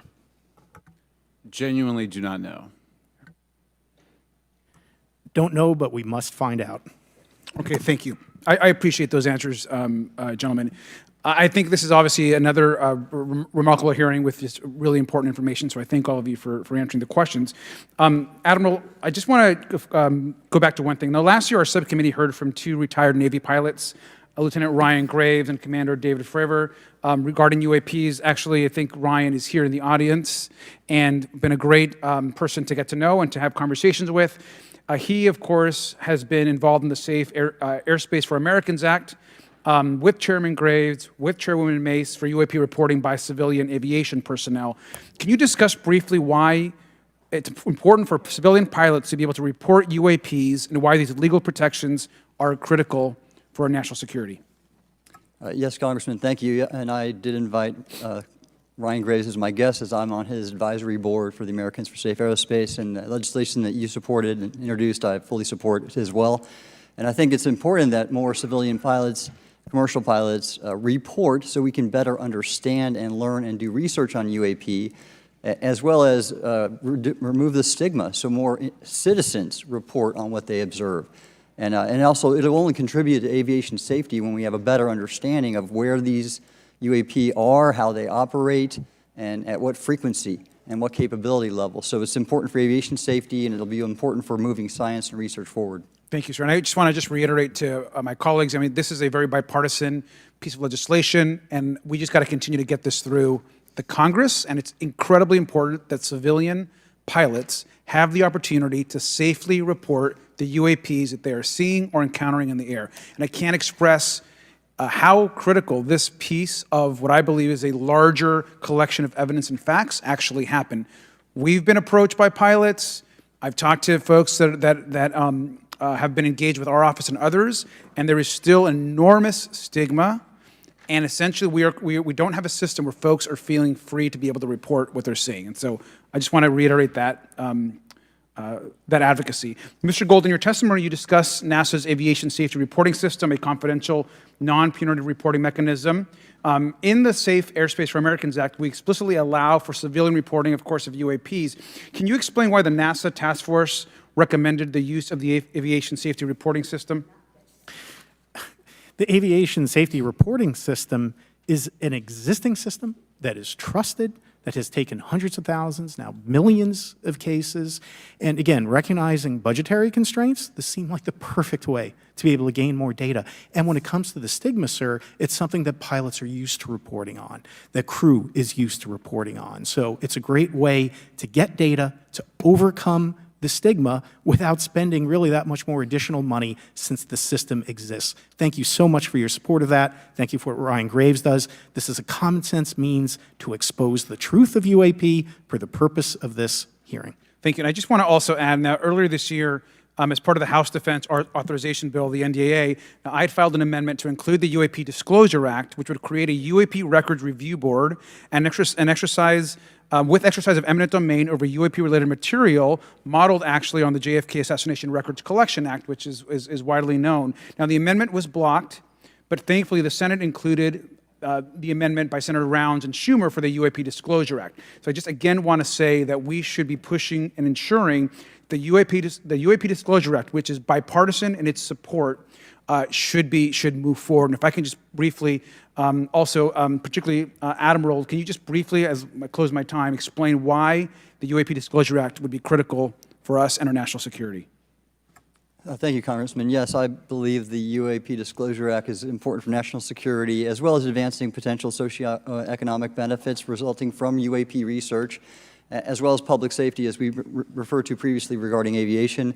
And this act will allow for greater transparency and open research, and that's why I'm also a member of the UAP Disclosure Fund as an advisor, as in the Sol Foundation, as an advisor, senior strategic advisor, which is advocating for the same. Thank you very much. I yield back. All right, thank you. I'd like to recognize Mr. Biggs for 5 minutes of questioning. Thank you, Madam Chair. Thank you for holding this committee. Thank you to the witnesses. Admiral, the video that is called the Go Fast video, the email that you've talked about being deleted, I just want to briefly cover this. You said that the email, the author was asking whether any of the recipients were aware of the classified technology demonstrations that it could explain the objects that were observed. And then you said the email disappears. Then you guys have a series of meetings. The commander of fleet forces and his operations officer never discussed the incident again. Is that right? Is that accurate? That's accurate, sir. And even during weekly meetings, it was never discussed again. My question for you is, you were in those meetings. Did you personally hear that nothing was going on about that? Yes, sir. I was in those meetings, and did you make inquiries about that? No, I did not, sir, because I inferred, since I had been read into other special access programs, that this UAP video was part of one that I was not read into, or any of the recipients, or the author of the email, and that an intelligence agency basically pulled it back and instructed the author of the email, hey, this is, you just conducted what they call spillage into a lower classification level. And when that's done, the procedures are basically to remove any of the communication. You're going to silo it. So, and you, Mr. Elizondo, you said in your report and your testimony today, a government work on the UAP subject still remains classified. Excessive secrecies led to grave misdeeds against loyal civil servants, military personnel, and the public, all to hide the fact that we are not alone in the cosmos. Fair? Yes, sir. All right, and all of you, and Mr. Schellenberger, by the way, I've read several of your books, Mr. Schellenberger, excellent stuff. Thank you. What I would say, too, is you were asked about the veracity of the author of this report. You're comfortable with the veracity? Yes. Okay. And then, and I'll get to you in a second, Mr. Gold. We'll talk about Kuhnian and Lakatoshian scientific advancement and how we're obviating that through these processes. But we'll get to that in a sec. Because what I want to really get to is the ultimate question really becomes this. For what purpose is the federal government overclassifying, because that's what they're doing, they're overclassifying, and forbidding the public for getting access to this? And if you know, if you have an explanation, I'm curious because I know what I've been told. I just want to know from your perspective, why do they overclassify? Mr. Elizondo, you look like your finger on the button ready to go. Yes, sir. Forgive me. I think there's several reasons. I think at the time when this reality became evident to the U.S. government, we were in the middle of a Cold War with then Soviet Union, and we did not want to tip our hands to what our knowledge base was on this topic. We did not want to broadcast that to Cold War's long over. It is, sir. It is, sir. There's also then the philosophical argument that the Department of Defense and the intelligence community is solution-oriented. And when you don't have answers, it's a really tough spot to be in. It's easier to be quiet and suppressed than if you don't have the answer. Indeed, sir. In fact, there's a very real example when we built the U-2 spy plane and flew it over then Russia, and we're taking reconnaissance. And when we first started flying the aircraft, it flew so high and so fast we thought they weren't tracking us. In reality, they were tracking every flight. It wasn't until the Russians could develop the SA-2 surface-to-air missile and successfully shoot them down. I would suggest to you also, along with Lakatos and Kuhn, you also have a problem with Kenneth Arrow's path dependence or increasing returns. That's one reason why they won't disclose it. It's too painful to admit. But I just want to read a couple things from Mr. Schellenberger's what he gave to us today, because I think this is interesting stuff, and I just want to convey this to you. On USG networks, there exists infrared footage of and imagery of a grouping of vessels engaged in SIGINT and massive collection at night in a specific area of the Pacific Ocean. This footage, which was in close proximity to the vessels, a large equilateral triangle UAP suddenly appears directly over the ships. These three bright points are seen at each bottom corner of the UAP, which is observed to slowly rotate on its horizontal axis. And he goes on to describe that. And I just want to read one more, and I'm doing this because I think it's interesting. This stuff is interesting as anything. So let's get this one here, right here. While performing a routine airspace surveillance and control mission in the Eastern Air Defense Sector, an F-22 fighter observed multiple UAP contacts at mission altitude. Moving to intercept the F-22 pilot noted multiple metallic orbs slightly smaller than a sedan hovering in place. Upon vectoring towards the UAPs, a smaller formation of the metallic orbs accelerated at rapid speed towards the F-22, which was unable to establish radar locks on the presumed hostile UAPs.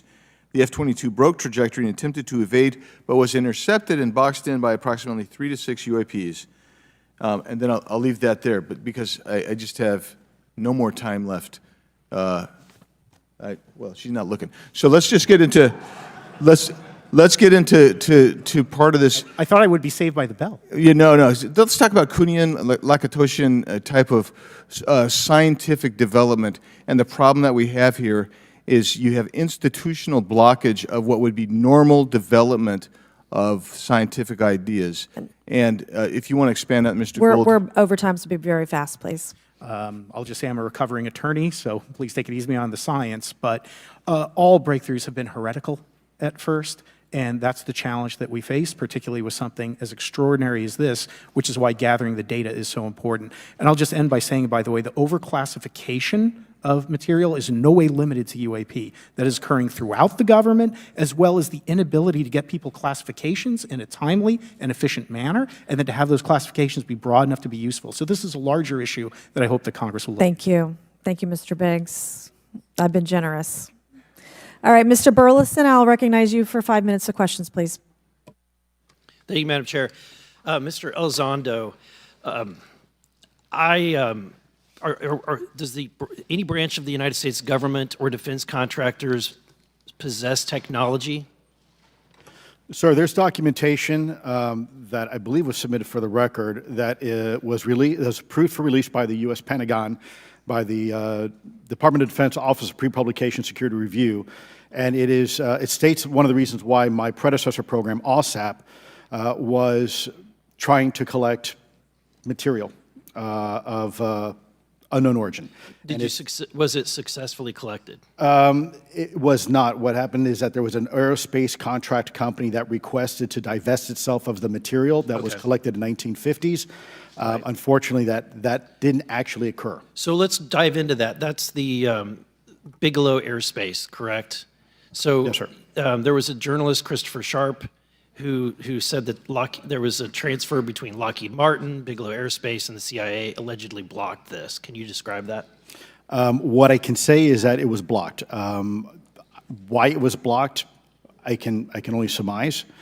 I was part of some conversations later on with some of those contract personnel where they had told all of us that is accurate. What we required was a memo from the Secretary of the Air Force in order to make that complete, and that never occurred. And so when Secretary Mattis became Secretary of Defense, I decided it would be appropriate for me to try to receive a memo from him as SecDef, as Secretary of Defense, if we could not get a memo from the Secretary of the Air Force to transfer that material. So if that material exists today, who's in possession?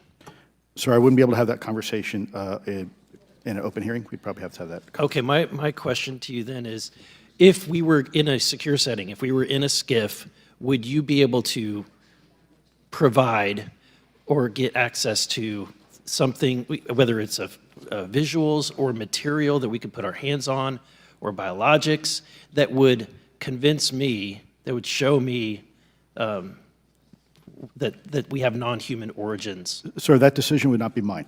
That would be to the gatekeeper still in the U.S. government. And who would we, so if you were in our shoes, where would you go from here? How would you get that information? A lot of times we just don't know who to ask because we don't know where to go next. So if you were in our shoes, where would you go?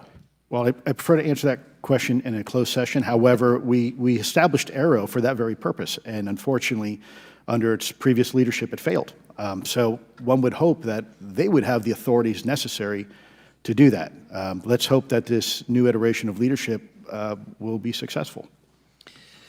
In the discussions, it's simply about material, or is there discussion about it was previously testified that there was biologics that were collected. Are you aware of any of that?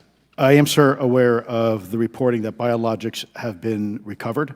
Again, my focus was more nuts and bolts, looking at the physical aspects of these phenomenon, how they interacted around military equities and nuclear equities. So I'm certainly not a medical expert. I would not be able to probably provide you a whole lot of value in that simply because I don't have the expertise. But was anything described as that we have possession of bodies? Yes, yes. Is it multiple types of creatures, or? Sir, I couldn't answer that. I can tell you anecdotally that it was discussed quite a bit when I was at the Pentagon. The problem is the supposed collection of these biological samples occurred before my time, in fact, before I was even born. And was this part of the Lockheed Martin discussion, or was this the biologics is a completely separate? Separate yet related. Okay. Has anyone made contact? Sir, I'm sorry, could you specify? Has there been any, to your knowledge, any communication with a non-human life form? So the term communication is a bit of a trick word because there's verbal communication like we're having now. The problem is you also have nonverbal communication. And so I would say definitively yes, but from a nonverbal meaning, when a Russian reconnaissance aircraft comes into U.S. airspace, we scramble 2 F-22s, and we are certainly communicating intent and capability.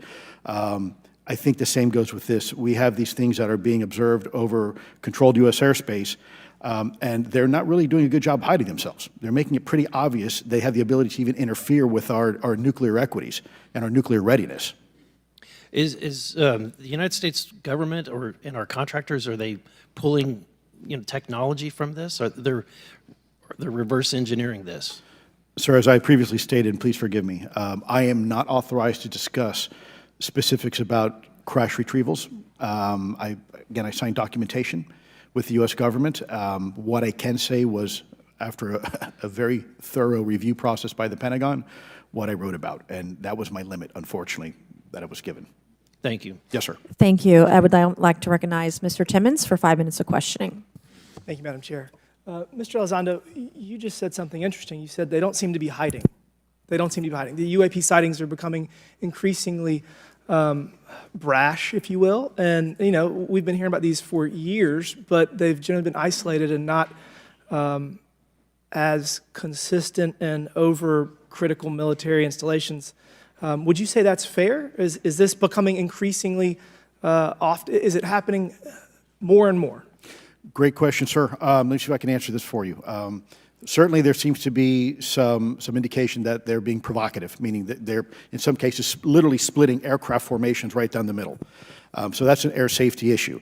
The question is it the frequency increasing? And really the response is it depends. Yes, it's possible that there is an increase in frequency, but it's also possible that there's heightened awareness now, and there's also more pervasiveness of technology out there that's collecting this information and that can record this information. So we're not quite sure yet if it's actually an increase in numbers of these events, or is it that we have better equipment now to record these things, and we have a better ability, if you will, to analyze these things. And that's my next question. It seems that a lot of these sightings occur near military installations. Do you think that these UAPs are intentionally targeting military installations, or do you think that we have increased abilities to monitor surrounding the military installations? Sir, maybe both. Part of my concern is we have something in the Department of Defense and the intelligence community called IPB, Initial Preparations of the Battle Space.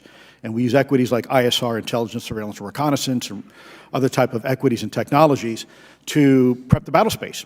And certainly, if I was wearing my national security hat, even if there was a 2% chance that there was some sort of hostile intent here, that's 2% higher than we really can accept. And so we must figure out, there's a calculus, capabilities versus intent, in order to identify if something is a national security threat.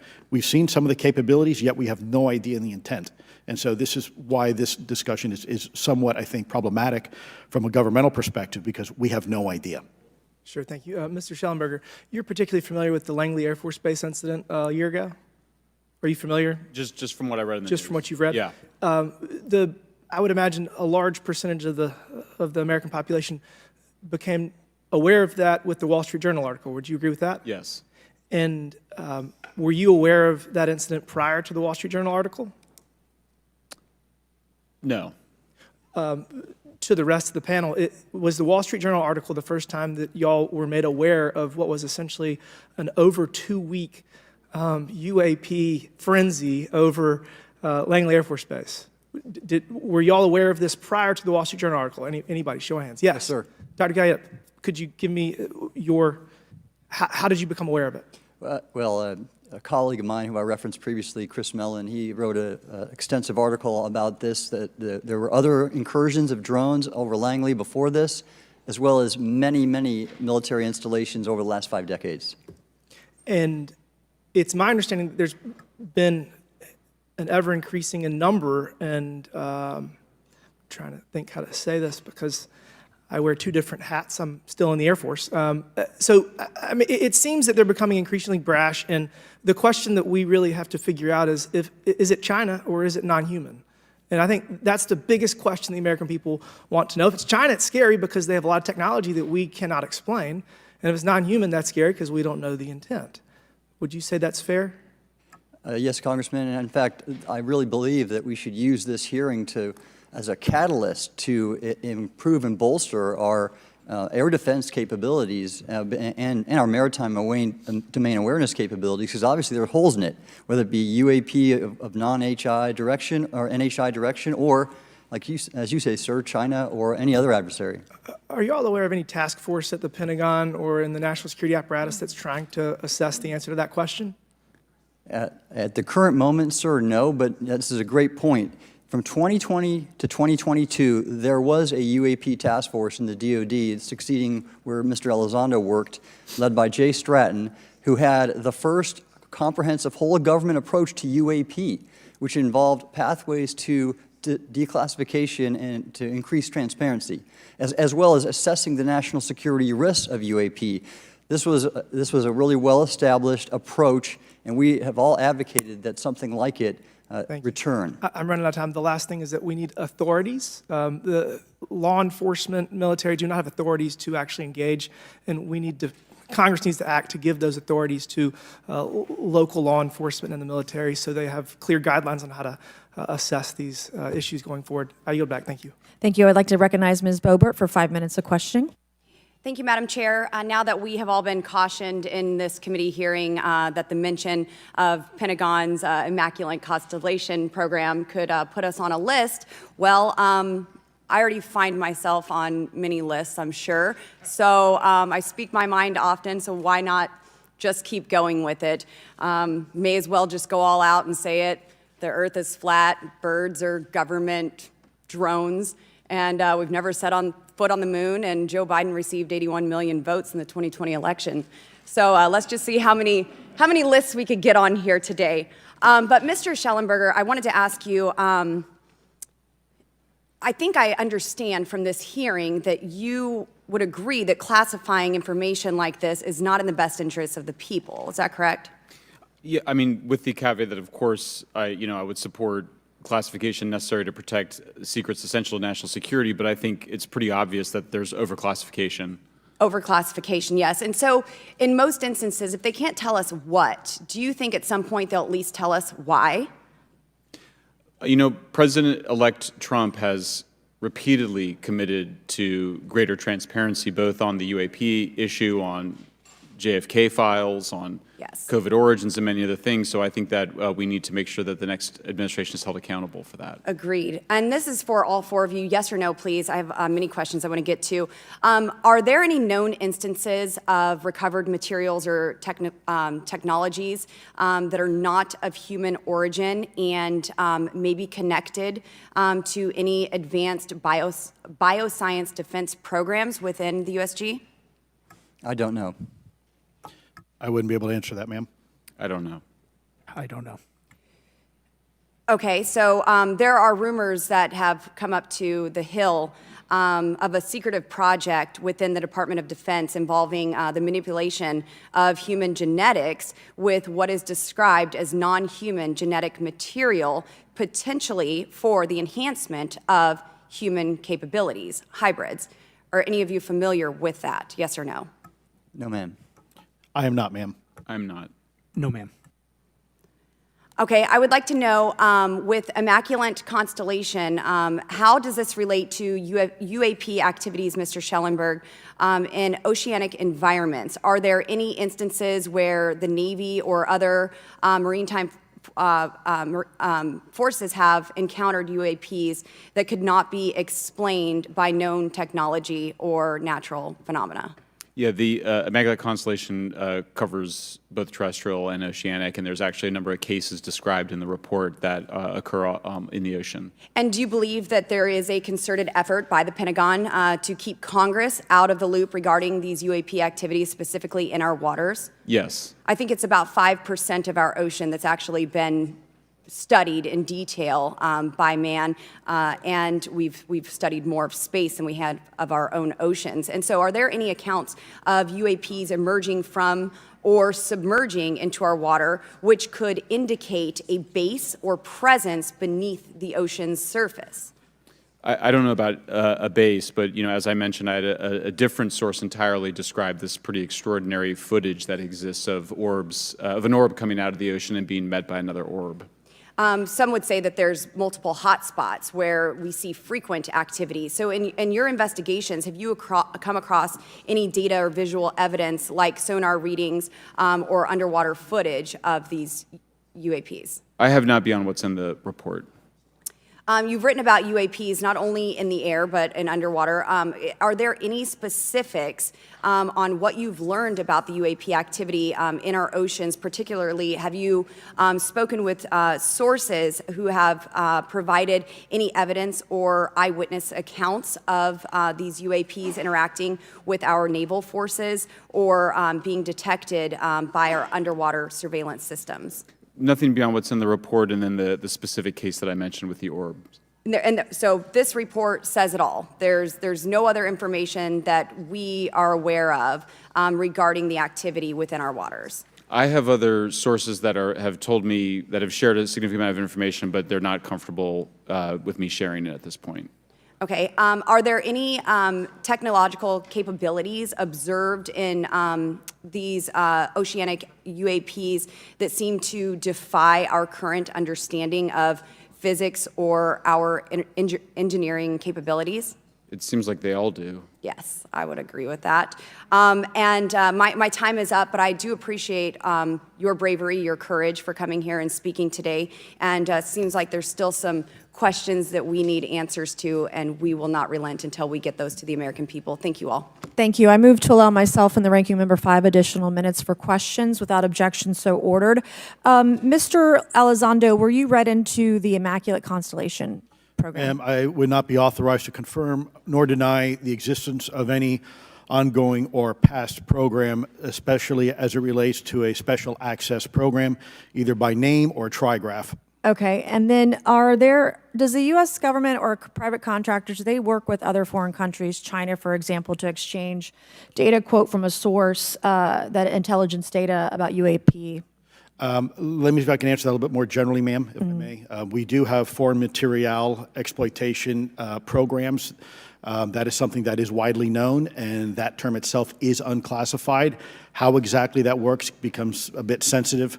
A discussion we could certainly have in a closed session if you like. We do work with international partners and allies quite often, not just in military exercises and workups, but in other intelligence efforts as well. In terms of material that's given to private contractors, is certain material given to certain contractors because of their experience? So, for example, if it's related to submerged and undersea propulsion, would it go to a general contractor like General Dynamics? Yes, ma'am, absolutely correct. Different contractors have different levels of expertise. What's Lockheed's expertise? Aerospace, ma'am. In the UAP space, that's all that, they wouldn't do submerged? No, I didn't say that, ma'am. Okay.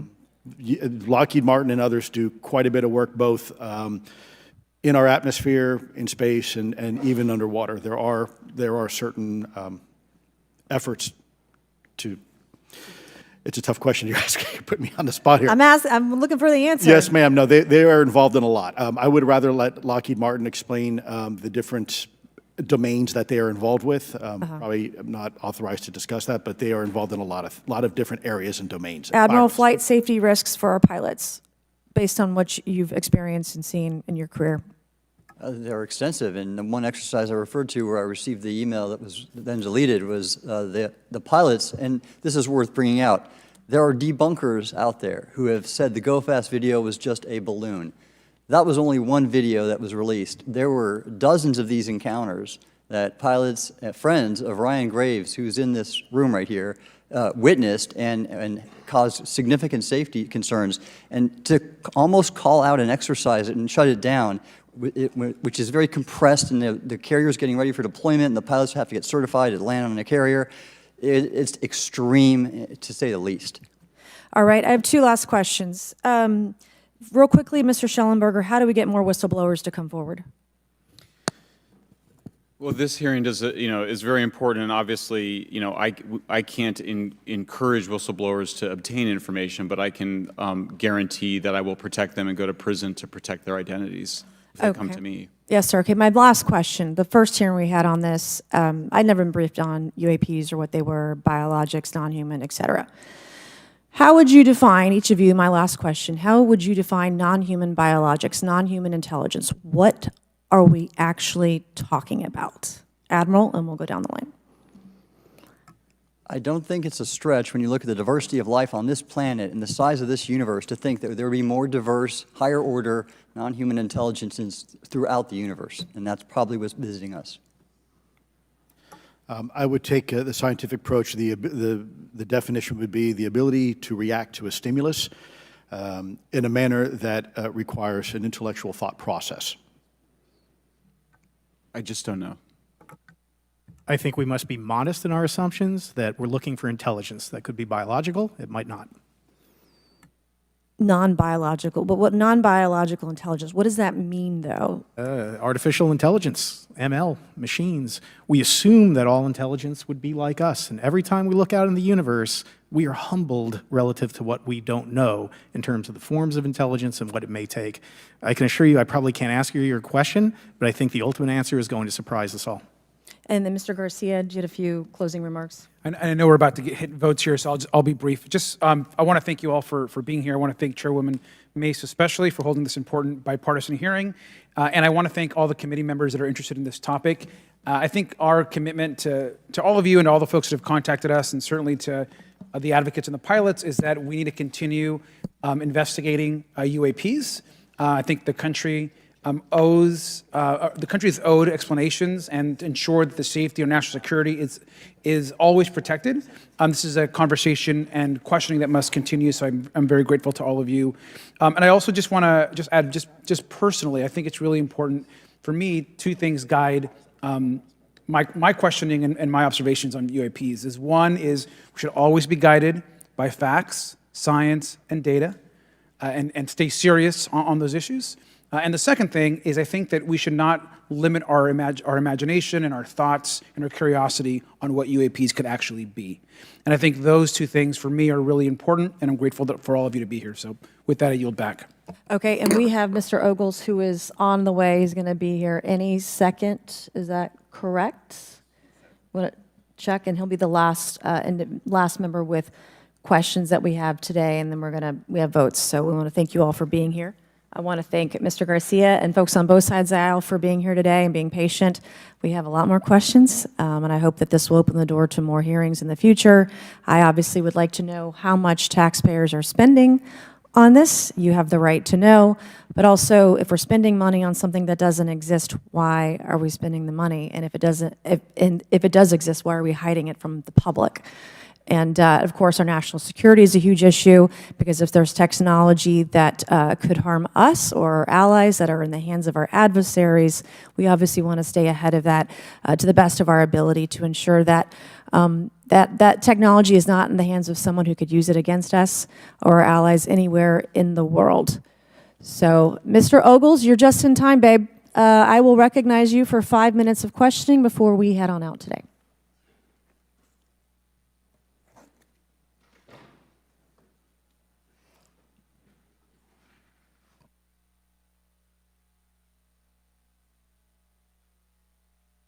Well, thank you all for being here, and Madam Chairwoman, I'm out of breath because I sprinted to get here, but this is an important hearing. I think we all know that there's something going on. Mr. Elizondo, based on your knowledge of UAP sightings, do you believe it's fair to say that they are especially common near nuclear sites? Yes, sir. Mr. Congressman, I absolutely am convinced of that, as are my colleagues inside the government. And the reason why I pose that question, and this has been one of my talking points from the beginning, is, Oak Ridge is in Tennessee. The so-called weather balloon that drifted, that we now know was controlled, it passed near Oak Ridge. It obviously is a sensitive site, both of interest to our adversaries and to whatever else this is. Because we know that at military installations, at sensitive locations, such as nuclear facilities, that we're seeing this take place. So the question is what is it? Do you believe they've caused an irregular activity, and why might they be interested in those sites? Sir, in some cases, it's actually regular activity. You'd be surprised. There's actually documentation right now that's been submitted. It's not just Oak Ridge. It's Savannah River Site, SRS. It's also Los Alamos. A lot of our sensitive R&D locations appear to be under some sort of surveillance and monitoring. Why? Well, because a lot of innovation comes out of those areas, a lot of new technologies, a lot of, if you will, disruptive technologies that we use for our national defense originates out of those locations, and advanced concepts in physics as well. So if I was doing any type of reconnaissance, even on a foreign adversary, that's a great target to start with. Sure, and again, this has been one of my talking points. I do have questions. What role might the Department of Energy or its subsidiaries or affiliates have in this type of technology, or possessing this type of technology, whether it's ours or others? Mr. Gallaudet, I think your testimony has been pretty clear, but would you please reiterate that do you believe UAPs pose a threat to pilots? Excuse me. Yes, sir. Absolutely. They were threatening Navy pilots during the exercise that my people were involved with in 2015, and it's my understanding they're risking pilot safety, commercial and military, today. Well, considering, and I understand that there's a need in some cases to keep certain technologies secret, but you believe that it is posing a threat to our personnel, correct? Yes, sir. So I think it's reasonable to conclude that if there is a threat to our personnel who are serving our country faithfully, that there be oversight. 100%, Congressman. And in fact, that's the one thing that we've not talked about enough during this hearing is the fact that the government executive branch not sharing with Congress what it knows about UAP infringes on your legislative and oversight responsibilities to such an extent that's very concerning. I mean, what else are we, if you look at national security or intelligence or foreign affairs or appropriations, you all have oversight and legislative responsibility regarding those. This UAP issue may be the greatest issue of our time, and it's being hid from you. Well, I mean, and to your point, I think we've seen over the decades that we have certain adversaries like China, like Russia, that technologically speaking are not as advanced as us, that they lack some of the lethality that we have, and that we've seen that they've gone after our technologies and in some cases succeeded, in particular with missile technology. And so again, my concern, whether this technology emanates from us or otherworldly, that we know that we possess it. And where's the accountability? Where are the stopgaps? What are the guarantees that if this were to fall in enemy hands, that it isn't immediately weaponized against us? And I'll say this, it is clear from my experience and what I've seen that there is something out there. The question is it ours? Is it someone else's? Or is it otherworldly? And Madam Chairman, I would posit that as the legislative body, as the regulatory body, we must know. And anyone who prevents us from gaining access to that information, I would consider that criminality. Because we have U.S. personnel who may very well be in harm's way. We have technology that ultimately may threaten our very existence. With that, Madam Chairman, I thank you for your indulgence, and I yield back. Thank you, Mr. Ogles. And with that and without objection, all members will have 5 legislative days within which to submit materials and to submit additional written questions for the witnesses, which will be forwarded to the witnesses for their response. If there's no further business without objection, the subcommittee stands adjourned.